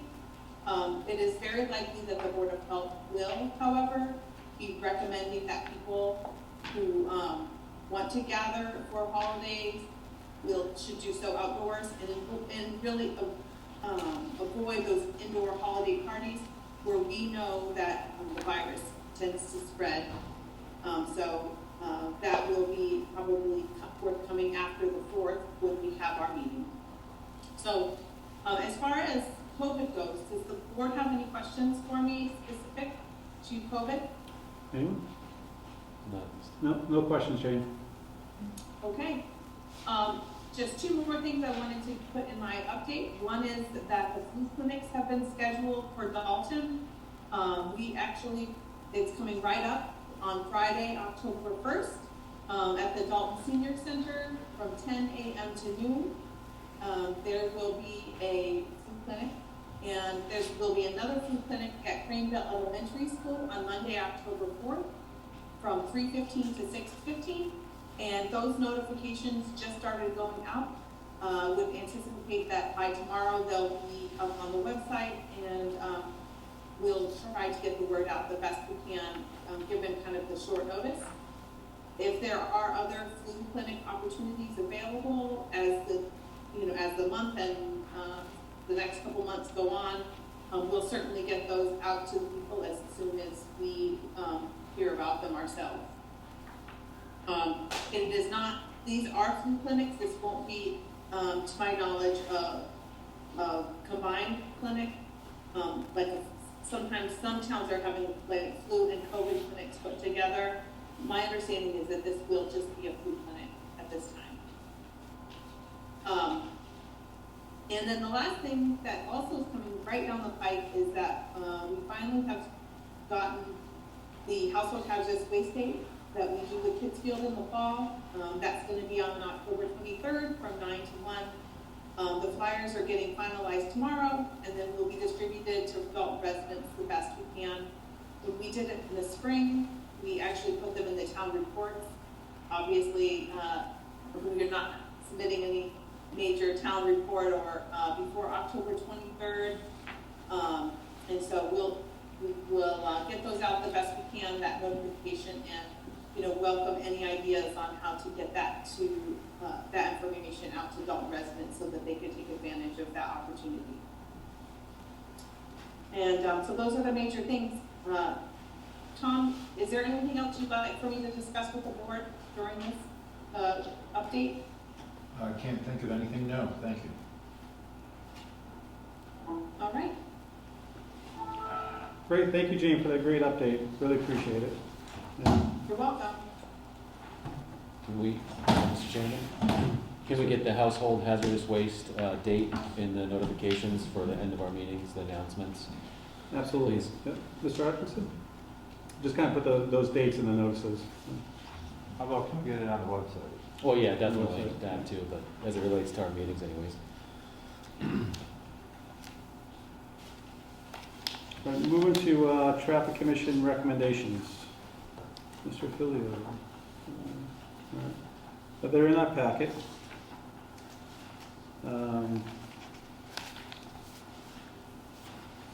Mr. Atkinson, I think we just need to go ahead and make a motion to accept the recommendations, or should we read each one separately? What's it? I think it would probably be best to do these separately. Okay, yeah, let's go ahead and, I'll go ahead and read each one, then we can have a motion to accept, because then this will help inform the public of each one. So the first one is the dead end sign on Sunnyside Drive. On September 21, 2021, Dalton Traffic Commission discussed a request from the residents of Sunnyside Drive to have a dead end sign that had been knocked down some time ago put back up.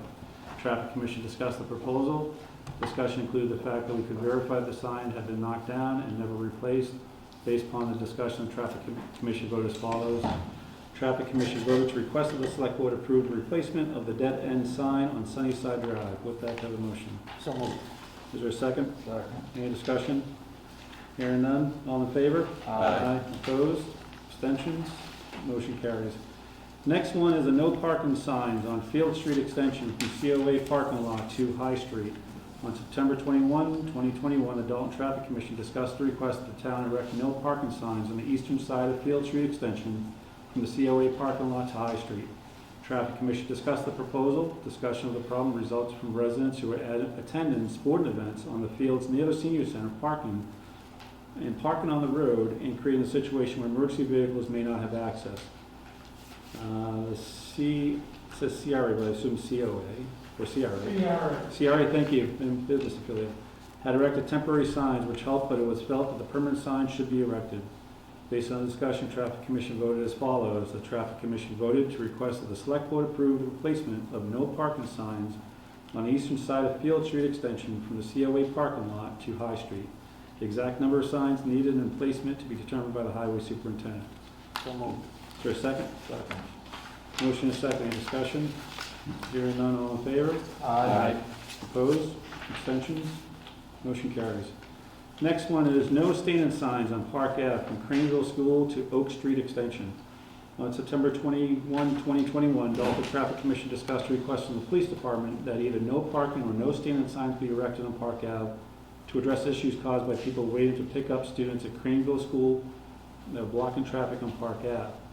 Traffic Commission discussed the proposal. Discussion revolved around the issue caused by the residents blocking the traffic and whether no parking or no standing signs would be most appropriate. Based on that discussion, Traffic Commission voted as follows. The Traffic Commission voted to request that the Select Board approve the placement of no standing during school hours signs on the western side of Park Ave from Craneville School to Oak Street Extension. The exact number of signs needed and placement to be determined by the Highway Superintendent. So moved. Is there a second? Second. Motion is second. Any discussion? Question. Mr. Eskel. So to Oak Street Extension and beyond Oak Street Extension, it would be allowed. So I'm just curious about the queuing for students getting picked up for the car line. How is that being addressed? Mr. Is Filio? that part of this or no? The request did not go beyond Oak Street Extension because as yet from the report talking to the Chief of Police, there has not been an issue beyond Oak Street Extension. So they'd queue up to that Oak Street Extension, then there'd be a With big no standing space? signs, technically they cannot queue anywhere in that area. Rather, I think I leave it to the chief. She has some suggestions about where the people can come and travel. Yeah. The problem being is when they line up on that side of the road, you have heavy vehicles coming out of the sand pits. Coming through, you now have just over a lane of traffic, and it's very dangerous for vehicles coming both ways. So this is an attempt to alleviate that and come up with an alternative plan. And I would leave it to the chief to discuss what the plan was. Thank you, Mr. Filio. Yeah, I've been in it personally. It's challenging for everyone who has to traverse that area. I'm in support of it overall. I just want to know what the plan is to queue cars, that's all. Would you like to answer? Yes, please. So as you know, we get back up all the way to Oak Street Extension. So what we've done is we've been working with Craneville School for months since last school year, early in the spring. And we now have them blocking the driveway off. Parents and family members have been notified to not show up until 2:40. And then the driveway opens and they just go in, and from here on out, they are able to park on different side streets, not John Street because it's too narrow, but just park out's gonna be off limits for us for a while. And the idea is to have them not show up until it's time to pick your children up, because what they were doing is they were showing up at 1 o'clock in the afternoon and sitting there for 2 hours, and then it was causing a very long backlog. We know we're gonna have a little backlog, about 25 minutes, but that's far more acceptable than having an hour and a half of a line of traffic on Park Ave. What's the definition of standing exactly? Parking with yourself in your car running. For how long? Any time, any amount of time? Yeah, we're gonna be flexible on it. We just don't want people sitting there for more than, once the school opens to let your children in, we're obviously gonna be flexible with people, but, we're just not gonna have it from, 1 o'clock on. It's just, 2:40 and beyond will be a little bit more flexible and reasonable, but it's just, we need to keep that area a little bit clear, and they can park on some of those side streets, so long as they don't block driveways and things such as that. Okay. Any further discussion? Hearing none, motion, there was a second, and discussion, all in favor? Aye. Opposed? Abstentions? Motion carries. Next one is from the Zabata family request for the removal of the guardrails, 440 East Housatonic Street. On September 21, 2021, Dalton Traffic Commission discussed a request by the residents of 440 East Housatonic Street that the guardrail in front of their home be removed. The original request had been made to the highway superintendent in April of 2021. Guardrails have been put in by Mass DOT when Housatonic Street had been reconstructed. They replaced all the guardrails that had been in place. The purpose of the guardrail was to prevent vehicles from going into a 6-foot ditch at the front of the property. When the residents bought the property and built their home, they filled in this ditch, thus eliminating the need for the guardrail. Traffic Commission followed up with Mass DOT on the request. They were told the town of Dalton owns the road, so they would not need Mass DOT permission to remove the guardrails. Also, per regulations, guardrails may be removed if the reason they have been erected has been eliminated. Removal can be approved by the order of the SelectBoard. Based on information gathered by the Traffic Commission and the Highway Superintendent, it is felt that the reason for the guardrails has been mitigated and that the SelectBoard can take action on them. Based on the discussion, Traffic Commission voted as follows. Traffic Commission voted to recommend that the SelectBoard approve the request by the Zabata family at 440 East Housatonic Street for the removal of the guardrails located in front of their house. With that kind of motion. So moved. Is there a second? Second. Motion is second. Any discussion? I'm just curious, do we need to vote to actually order the removal or just accept the recommendation? Just curious. Accept the recommendation, yeah. Okay. Yeah. All right, that's it. Okay. Any further discussion? Motion, second, discussion, all in favor? Aye. Opposed? Abstentions? Hearing none, motion carries.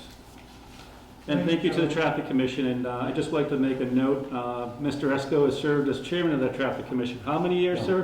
Mr. Filio. Mr. Filio. Nope.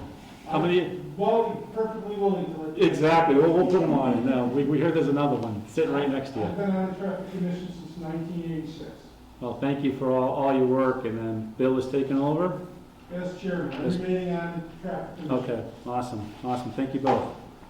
You sure you don't want to go on? Yeah, No? I'm good. All right. Thank you. Let's see, moving forward, the ARPA fund discussions. I had it in the back of my mind. Yeah. So I have an introduction before we get to the specific proposals on this. To recap, there are two pots of funding. The first is smaller and is based on an assumed lost revenue of 4.1% over a calendar year due to the pandemic. This is called the revenue replacement money and can be used for almost anything in the operating budget, except debt repayments, stabilization, and court settlements. The second, larger pot may be used for water, sewer, and internet infrastructure, among other uses. For the second, larger pot, we've identified two main areas to fund. First, the engineering for some planned water upgrades, and second, fixing issues identified in the expected sewer study update, which should be ready in the next few weeks. For the second pot of money, my thinking has changed somewhat over the past couple of weeks based on conversations within the Mass Municipal Association. I now believe that focusing on engineering studies will be the best use of some or most of that money. I still support paving Orchard Street and perhaps one or two other smaller jobs, but a focus on engineering studies rather than more roads would help us prepare for expected federal infrastructure funding. Engineered projects would be ready for funding and so more attractive for federal grants.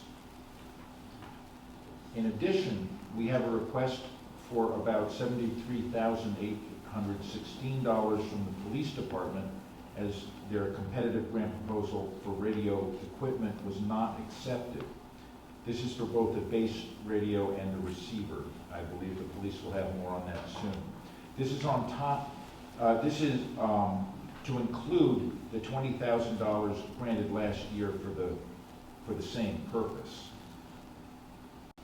At that time, the repeater saw was thought to cost about $20,000. Currently, the price is almost twice that, and 2 units are being proposed in order to cover the town more effectively. As I understand, there are places where radio communication is very difficult. So between the last meeting and this meeting, my thinking has changed to both favor some engineering studies from that money and to fund the 2 specific requests we have for funds, one of which, the water amount, water engineering funds, that could come from the larger pot of money. The police department request would come from the smaller pot of money. And I believe both the, what is Bob Benley? Right here. There you are, way in the back. He can speak to the water request, and Chief Strout can speak to the police request. Can you come on forward so we can catch you on the mics and TV and people at home can hear? That'd be great. All right, part of our capital improvement plan is to replace water mains down in the Greenridge Park area. It's an area of problems in our town. We have a lot of water main breaks down there, and because it's an isolated section of town from the majority, center of town, if we lose water to that, we lose it to the whole neighborhood down there. Recently, we've had, in the last, I'd say 5 years, we had 3 breaks on this one section of main and 2 on another section. So I got together with an engineering firm, and they got cost analysis for doing the entire park, which turned out to be $3,730,000. The engineering for that is $145,000, and I would like to get the engineering done as soon as possible in case any grants come out for shovel-ready work. And I had them break it up by street so we can pick and choose what areas we do and break it up into smaller bite-sized pieces. So that's pretty much it. Any questions? No. Yeah, one question. I mean, why is the town of Dalton being asked to fund this bond? Well, because... wait a minute, let me finish my question. When traditionally the water district funds through taxpayer rates, taxpayer assessments, and fees, always has funded any improvement in the water supply system. Well, the Dalton Fire District wasn't part of the grant money that was going out. We didn't receive a grant. And the grant for the town was for the town of Dalton. And we're another entity of the town of Dalton that's in the, separate from you guys, but still part of Dalton. So I was just, trying my luck. I believe Mr. Hutchinson, would you take a look at, like, we could use the ARPA funds in that way between the town and the Water Commission? Yes, I got confirmation that that would be a proper use of the town ARPA funds to fund a water district that was not directly under the town's governance. Okay, thank you. Tom,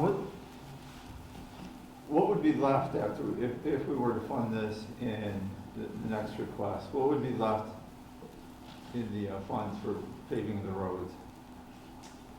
Again, this money would come from the infrastructure part of the larger pot. So the larger pot, the smaller pot is about $680,000 over 2 years.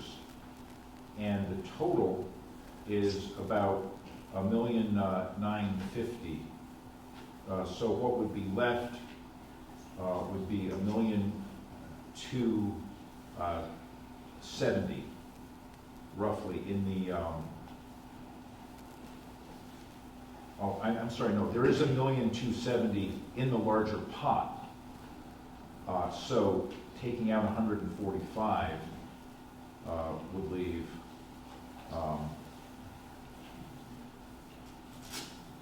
about $1,125,000 for other infrastructure projects. That does not include roads. That's water, sewer, and if we wanted to do a broadband project.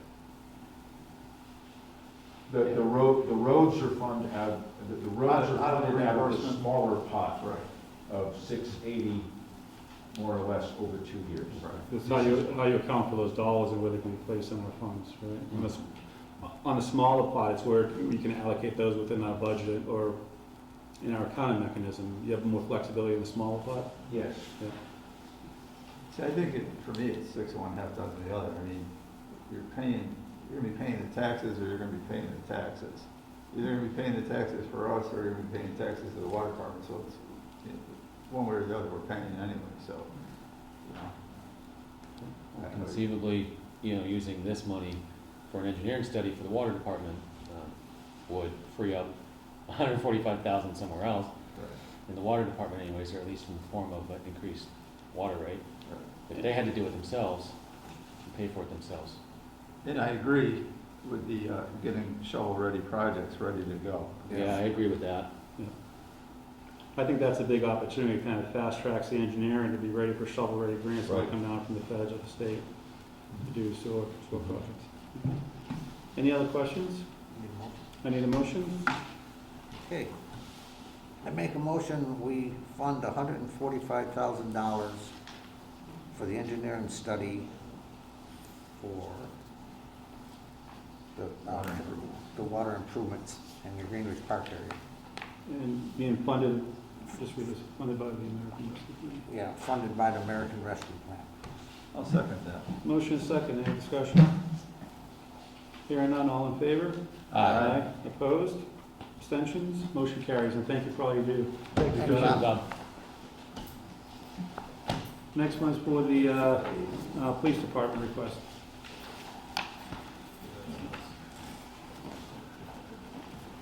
And thank you everybody for staying, so, we got a long agenda here tonight, and a lot of good information, so thank you all for hanging in there. You guys are good, I take my mask. You go right ahead, Chief.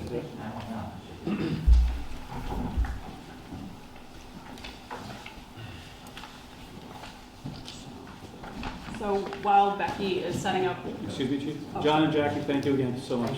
Thank you. We'll be in touch. Sorry, Chief.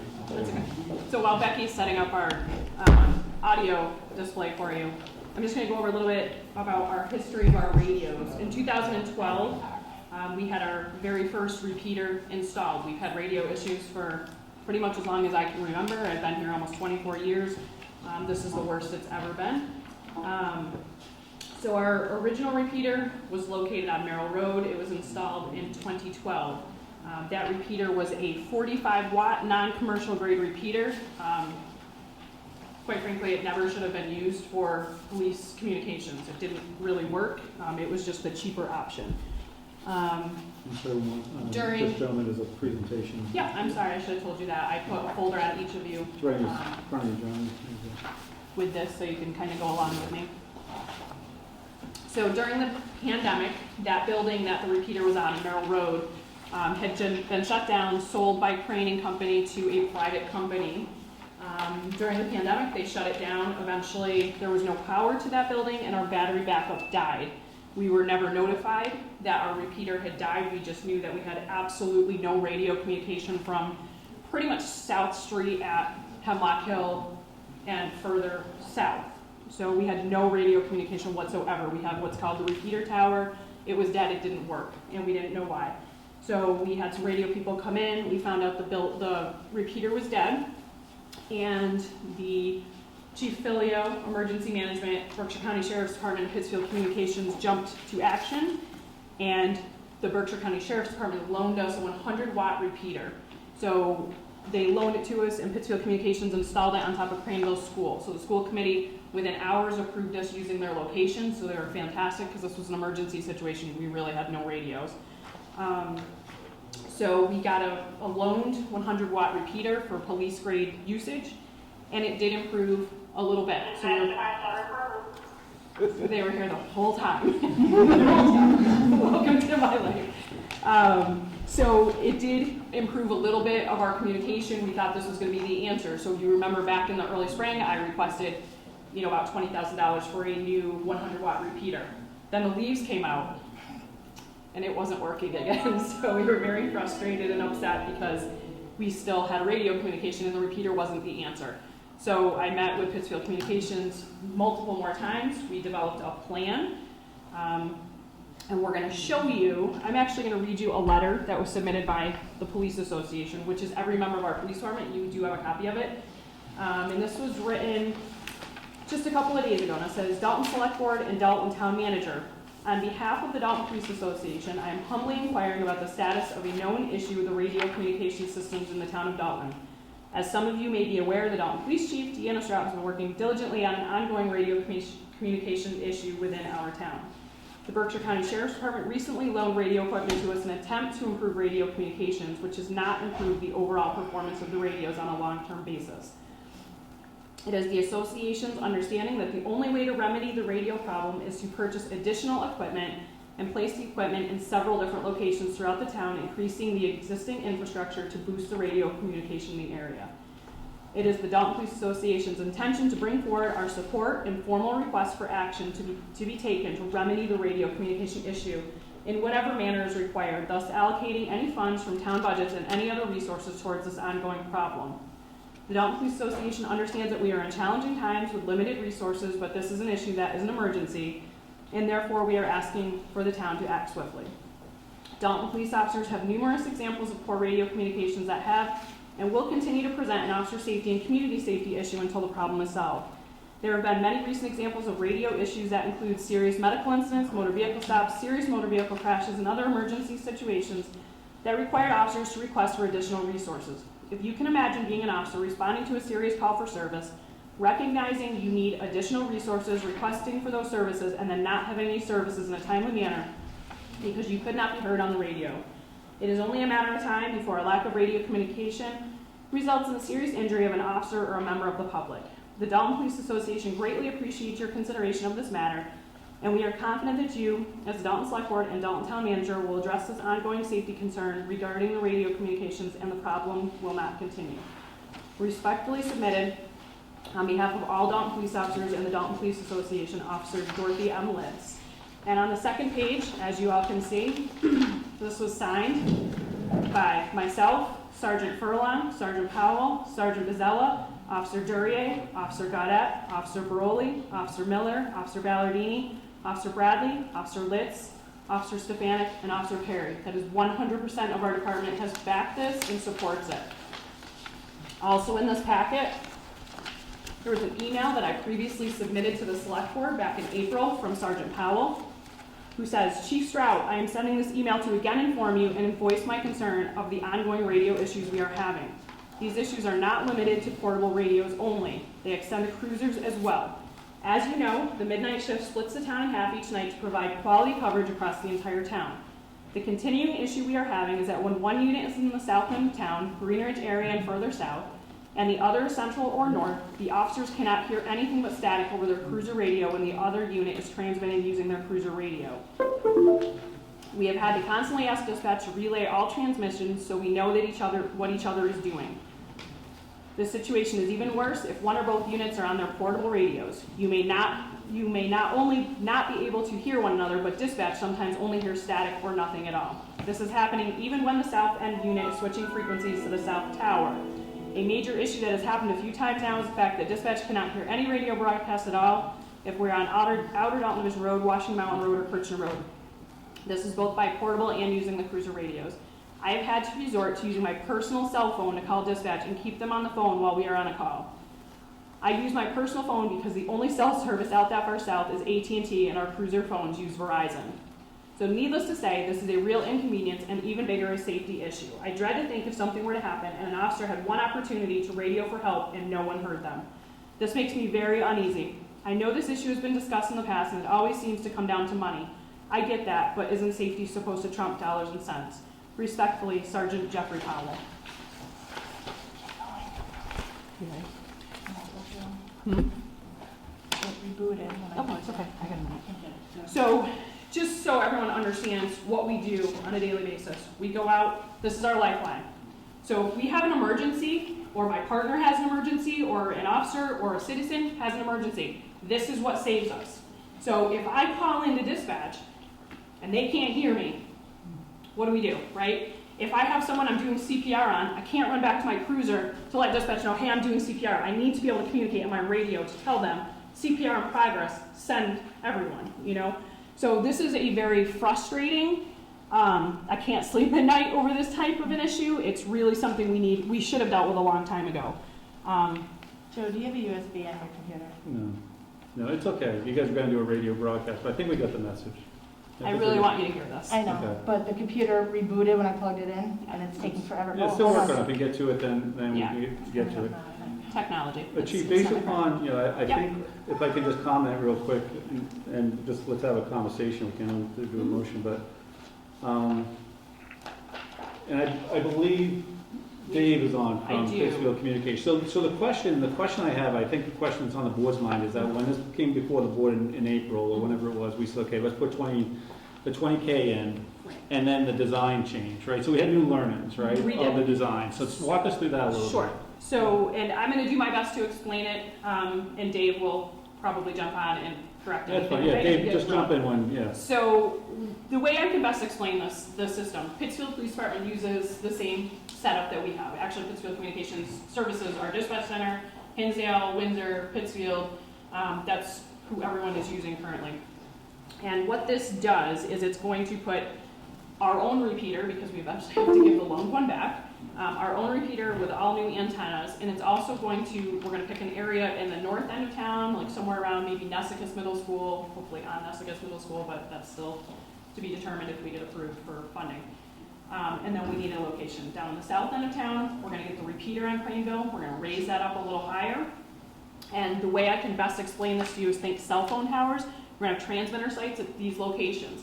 So when an officer is on a call out of their car, because generally when you're on a call, you're not in your cruiser, so you have to use your portable radio, you're going to call in, and whatever transmit station is going to pick you up the best is going to catch it and bring our transmission back to dispatch. So right now, when Becky gets her computer up and running, eventually, technology, what you're going to hear is just a few radio tests that we did today. And these are in ideal circumstances. There's no chaos, there's no emergency, there's no sirens, screaming, yelling, anything. Your tech support's behind you. It is almost National Sunday, so welcome aboard.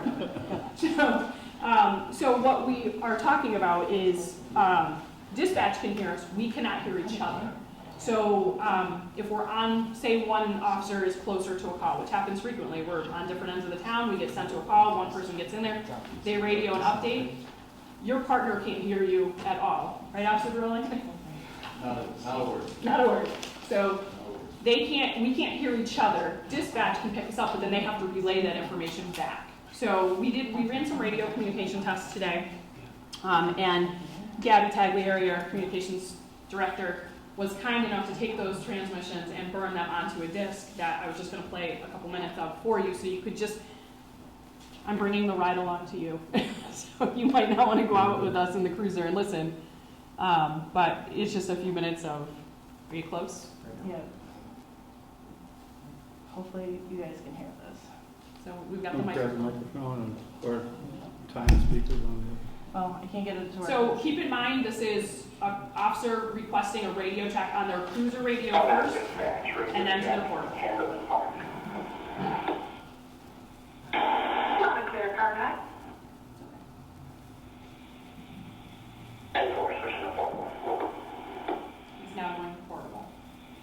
That means their own cell phone? Portable radio. Okay. And this is at Chamberlain Park, so it's not far from the station.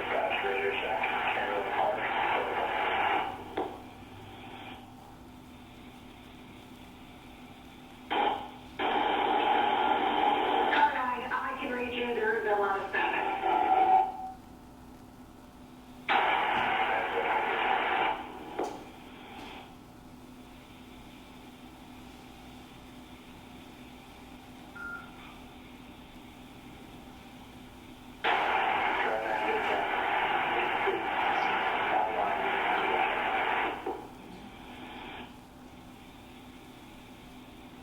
I can read you, sir, but there is a lot of static.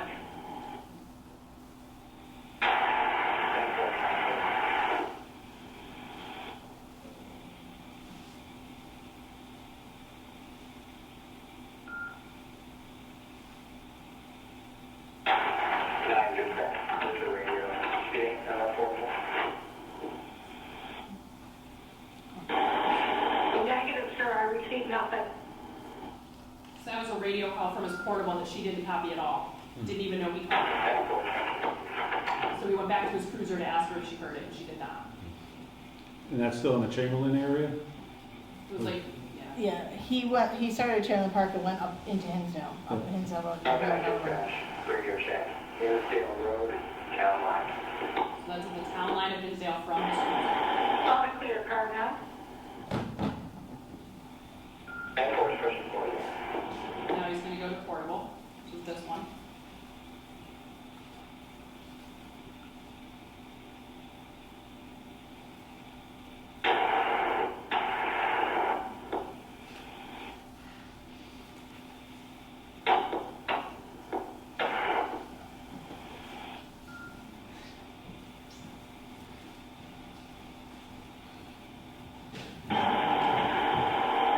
If that's you calling in for your portable, all I'm receiving are clicks and static. So for the sake of time, Message received, yeah. okay, so this is how it goes. That is only one small area. We can shut it down. I think they got the message. Thank you, Bob. Still want to go for the ride along though. Oh, anytime. I recommend one of those two fine officers in the audience. They're pretty awesome. And just remember, where she says that she can hear him, but it's still very statically, you're also talking about a dispatcher who's had 20 years of service, and these are her officers on her Yes, shift. there are shifts that She's used to their voices. And what I picked up is that she said she could hear him. I even listened closely. I couldn't make out what he was saying. She's a very good Yeah. dispatcher, and she actually said that to us today. She goes, remember, this is me. This is no chaos in the background. This is not. I'd like to demonstrate something real quick. I have my radio from Pittsfield, and we have a similar to what is proposed. 7 time for radio check. 7 miles, folks. 7 miles. I can't get a half a mile. I can't get a half a mile. This is the system we want. So really the message that you're sharing with us tonight is that the original design, I even think it was from a different company, Yes. did not meet our needs, and now we ship it to a different design with Pittsfield Communicators, with Dave, what's his last? Ulrich? Yeah. So Dave, can you share with us the maintenance as we make this investment, what we can expect from Pittsfield Communicator on the maintenance and the service? Is that a fair question? Dave, if you can jump on, they just have a couple questions. You're muted. There he There goes. you go. Okay, I'm here. Thank you, Good Dave. evening. Hi, I'm not sure if you heard my question. I can repeat it if need be. No, if you can repeat it, yes. Yeah, so the question was that we're shifting service companies as well. Can you talk to us a little bit about the maintenance and the support and the service of this infrastructure we're going to make an investment in? Or we may make an investment if we pass the So motion. the proposed equipment, like the chief said, there's really 2 different grades, right? There's a commercial grade, and then, what we've proposed is a mission critical public safety grade, is what we, sell for public safety. This equipment, with the way technology, changes, it's gonna last you well into 10 to 12 years, maybe even 15 years plus. The repeaters are digital compliant, so if on the road, the chief decided that she wanted to go from analog to digital, all this equipment supports that. As far as maintenance, you know, we are, you know, I had somebody on call here 24 hours, so I mean, the chief knows, you know, she can get a hold of me or the shop, and we dispatch a tech, you know, immediately. So, the only other thing I really wanted to hit on, to add to the chief's, was that, the backhaul. So these 3 sites that we're proposing, the Craneville, school being the main repeater site, and then the receive site in the south, and say the receive site in the north. To really put the system together, you have to complete it with some type of backhaul. So that would be fiber, and that would be proposed, basically the way I look at it is, I look at buildings that potentially already have it, you know, town buildings. I think MBI was brought in many years ago to the local fire departments, police station, schools. So, I mean, right now, we're really looking at, you know, those buildings that already have fiber into them, so it's less of a cost that way. But there will be a recurring cost for backhaul to the town that, you know, will be monthly, probably a couple of $100 a month, from what I've seen. No different than, you know, you leasing a phone line from Verizon or whatever it may be. But there would be a recurring cost for those 3 sites. Okay, great, thank you, Dave, that helps with my question. Any other questions from the board? This is just a matter of safety as far as I'm concerned, so. Yeah, this is not a hard decision. Okay, do I have a motion? And this is using ARPA funds, Mr. Hutchinson, correct? Yep, Bill? Come on up so we can catch you by the microphone. My name is Bill Brucine. I'm the chair of the Finance Committee. We've discussed this several times, and it's been supported by the Finance Committee on more than one occasion. It goes back 3 chiefs, I believe now. I've been on the committee since '95, and I think even Chief Filio proposed one at one point. My question is, Finance Committee Chair, and I suppose if I was to ask the Finance Committee, most of them would agree. Why hasn't it been done yet? It's not a case of whether we should or whether we should not.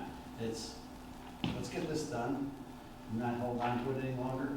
How soon can Dave get this thing put together? Yesterday. Okay. We've literally been meeting for months. I'm not even being funny. It's a matter of the grant. We couldn't spend any money until the grant was awarded, and they kept delaying the award of the grant. So it was July by the time we found out we didn't get it. So we didn't want to take the chance of spending because we could not be reimbursed, if that makes sense. So that was our end of the delay, was the grant, because if we could get free money, we wanted to use free money as opposed to town's money. But we did not, unfortunately, get the grant. So here we are. All right, well. So, but this is in support of the Finance Committee making this investment through the... As a matter of fact, I believe it's in the minutes. That's great to know, thank you for that. I'm sure it's been recorded. Yeah, and now we have some federal funds to kind of help us with the spend too, so it's even, yeah. My feeling is giddy up, let's go. Okay, thank you so much for that. Now with those great comments, can I also have a motion? Sure. We have a motion, I'm sorry. Yes. I move we approve the $53,816 requested for the police department for the upgrade of their radios to be funded by the American Rescue Plan. Is there a second? Second. Motion is second, any discussion? So this would come from the infrastructure portion? Would that be Mr. Hutchinson? This would come from the revenue replacement. Which is the smaller bucket, or? The smaller bucket. Okay. This is We're one gonna of do those it. broad uses It's that's fine. allowed. Okay. And just as a reminder, the 53,000 is complemented by the 20,000 already voted. Yes. Back in the spring. Great. Any other discussion? Hearing none, there's motion, second discussion, all in favor? Aye. Opposed? Abstentions? Hearing none? Abstain? One abstention? Abstain. Okay, one abstention from Mr. Stroh. Motion carries. And thank you, Chief, to you and all the other officers out there. We take safety very serious, so thank you for bringing it to our attention again, and hopefully we get the right infrastructure plan and everything else. But I think there's some learnings to this whole process, and to Bill's point, I'm not sure what happened historically, but let's as he quote Bill, giddy up and let's get her done, right? We have good people in place. Yeah, Thank awesome. you all Thank for you. your Thank support. you. We appreciate it. All right, I lost my agenda, sorry. I had to make a long night longer. But Open space and recreation. Oh, yes, Open Space Recreation Committee, Mr. Hutchinson. Yes, this is a continuation of a previous discussion. I have gone through the charges, that is the mission statements and processes for a committee from various towns for their open space committee, and have compiled what I think would be appropriate for Dalton's eventual open space and recreation committee. I am not proposing the members of the committee tonight. I would like discussion and a possible vote on this charge, or this charge is amended, to be able to take two proposed members to make sure that they understand the nature of the work of the committee. So the proposed charge that I've come up with is the 7-member Open Space and Recreation Committee, 3-year terms, is appointed by the town manager and will work on behalf of the town as a whole to promote public awareness of open space issues and opportunities, and maintain and implement the open space and recreation plan. The committee will maintain a balanced approach to provide safe open space and recreational opportunities for active and passive activities, enhance the town character, and support opportunities for agriculture and wildlife to flourish, establish priorities within the plan's goals and objectives, and seek comments from the community regarding its proposals, make recommendations to the Board of Selectmen and to town meeting, including sponsorship of warrant articles regarding the acquisition and use of lands for conservation, recreation, and open space, determine and review priority target parcels for protection with the Board of Selectmen and other committees and boards as warranted, and work with funding organizations, other town committees, and private land trusts for the common interest of acquiring or preserving and maintaining open space. Members will coordinate with town staff as necessary through the town planner and town manager. The committee will seek volunteers, explore funding sources for projects, and file an annual contribution to the town report. Great, thank you, Mr. Hutchinson. Is there a motion to, and you're looking for a motion to accept the proposed charge, but not the membership, correct? And if there's discussion as amended. Yeah. I'd just like to make one comment. I think it's really well written, and it looks good to me. I mean, it's nicely done. Okay, with that, I'll make a motion to accept the proposed charge of the Open Space Recreation Committee. Second. Motion is second, any discussion? Hearing none, all in favor? Aye. Opposed? Abstentions? Hearing none, motion passes. Thank you, Mr. Hutchinson, that's great work. Thank you very much. Yep. Next is the approval of the precinct boundaries for the next decade. I extend the regrets of the town clerk and the assistant town clerk who were not able to be here this evening. Every 10 years, the United States Census is used for a variety of purposes, one of them which is to establish precincts, voting precincts within towns. The town clerk and I met with the U.S. Census, representative of the census. We received options for the precincts. We discussed among ourselves that because the variance was so low between the populations of the precincts, the change between what it is currently and what it will be, that we would recommend that the precinct boundaries of Dalton stay the same for the next 10 years. The variance is under 1% change. The census allows towns to maintain their precinct boundaries if the variance is under 5% change. So this is well within the boundaries recommended by the U.S. Census, and therefore it is the recommendation of the town clerk and myself that the precinct boundaries remain the same for the next 10 years. Great. Is there a motion? Yes, I make a motion, we accept the 2020 re-precincting plan for the town of Dalton. Is there a second? Second. Motion is second. Any discussion? Hearing none. All in favor? Aye. Opposed? Abstentions? And just for the record, Mr. Stroud stepped out for a moment, so, but we have a majority vote. Thank you, and I will note there is a letter to be signed this evening, if you would. Yeah, right here, yeah. And there's also licensing for Zinke.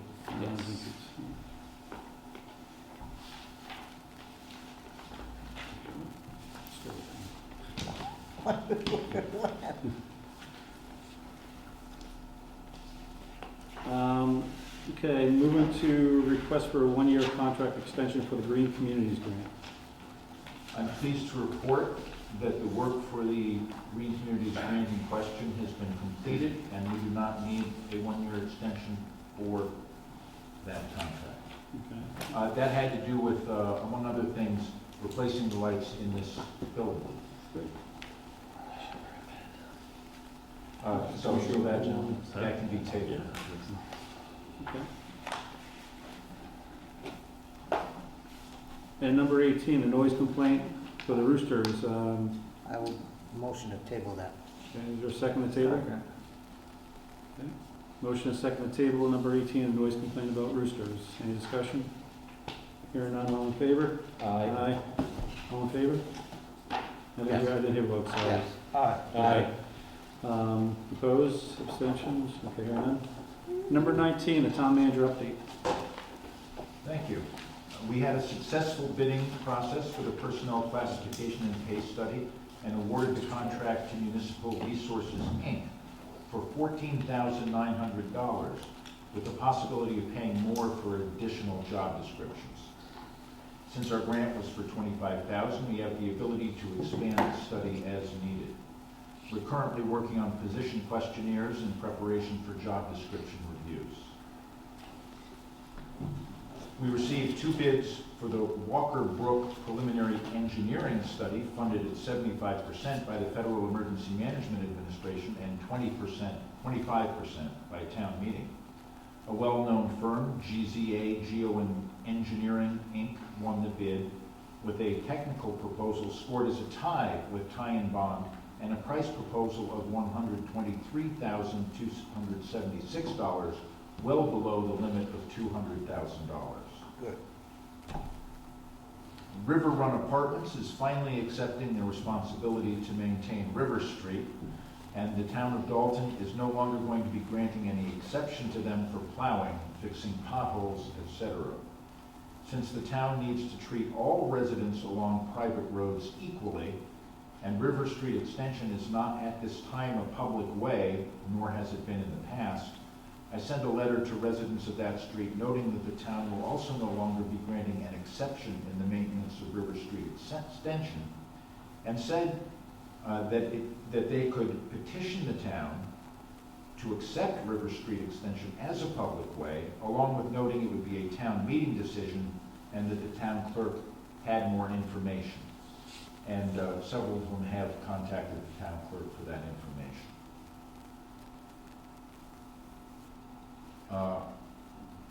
For an update on the town hall renovation, I am in negotiations for temporary office space for second floor staff to start November 1st and expect to sign an agreement within a couple of weeks. Staff are beginning to request fiscal year 2023 budget items, including some structural changes. I'll look at everyone's suggestions carefully and will work on anything particularly important with departments, the select board, and the finance committee well before any decisions have to be made. I'll be working with the Berkshire Regional Planning Commission on economic resilience planning, a topic I'm familiar with through previous regional work in my last position. This will be only a few meetings per year, but should get me in touch with a variety of professionals in the area. I understand from Habitat for Humanity that their plan is to close on 16 Gulf Road on September 30th. Welcome news. Yeah. And I'm pleased to say that I've met the new Dalton Fire Chief, Jim Pelletier, currently of Marlborough. He's looking forward to working out here and is searching for housing in the area for himself and his family. Great, thank you for that excellent update. And it's good news about Habitat for Humanity. I heard in the paper that they had a little snafu in the title, but they got that all clarified, and that's good. Good news. Future agenda items. Any? Going once, going twice? Okay. Any items not anticipated 48 hours before the meeting? Anything that came up? Oh, we're good there. Remarks of the select board. Any? I'm looking forward to, I think the next time we meet is going to be the same time that the high school opens up, so I'm excited to see the school finally open up. So October 12th is their opening day, is what I've heard lately. So hopefully that stays on track. Yes, Mr. Hutchinson, has anyone picked up the equipment, the skateboard equipment at Yes. Glenn's? Sorry, I can answer that for you. Okay. Yes, it has, and it's at Chamberlain. Chamberlain. Yep. Okay, perfect. Thank you so much. I got sent a picture the other day. Looks great. Awesome. Fantastic. Any other remarks of the select board? Any announcements? Okay, here number, we're gonna update the announcements for all those, I think it's the flu clinics and the hazardous waste day, right? Mhm. Is that correct? Okay. And the next one, number 24, is set the next meeting date. It lands on a holiday, which is a Monday. Mr. Bishop? you have the Yeah, every time we have a meeting date on a Monday holiday, we traditionally met on Tuesday. So I'd like to make a motion that we continue doing that. Is there a second? So that'll be Tuesday, October 12th, if my calendar, my mind is correct, right? I'll second that. Okay, motion second, any discussion? Can everyone make it, I guess? Yeah, that's Thursday, yeah. We have a- I should be able to make it. We should have. Should be. Okay. All right. There is I think October 12th will work out well. I'm going to send information around to the board because on October 14th is the 7-town advisory committee related to the new regional agreement for the school. So we're in discussions about that. So I reached out to Mr. Hutchinson and then the finance committee to kind of just get our thoughts together on what we may want to request in that meeting on the 14th and then go from there. So I'll bring that to the 12th. But certainly share that with the board that you can kind of digest that before our meeting to get your recommendations, what we may want to ask or kind of the guardrails, and I can represent the group on the 14th appropriately. Okay, so we have a motion and a second for the October 12th, 7 p.m. Location, Town Hall, question, Town Hall? Or we want to do it here again? If we go by normal, it should be here, but, I mean, we jumped this one, so it's up to you. I feel like We certainly had a lot of visitors tonight. We did. For a variety of items, it wasn't just for one. Yeah, that's true. So, I feel like we should continue to meet here. I'm meet not here sure. until we're kind of over the hump again for the COVID? And Just more space, it's Okay. more, It's can easier accommodate to- more people. it's Sure. It's more accessible. Okay. All right, all in favor for here on the 12th? Yes? Yep. Yeah, good. Okay. Aye. Night. Okay. Done. And I think that brings us to the end, correct? All right, motion to adjourn. So moved. Is there a second? Any discussion? Hope not. All in favor? Aye. Opposed? Abstentions? Motion carries. Thank you, everybody, for Thank you. being.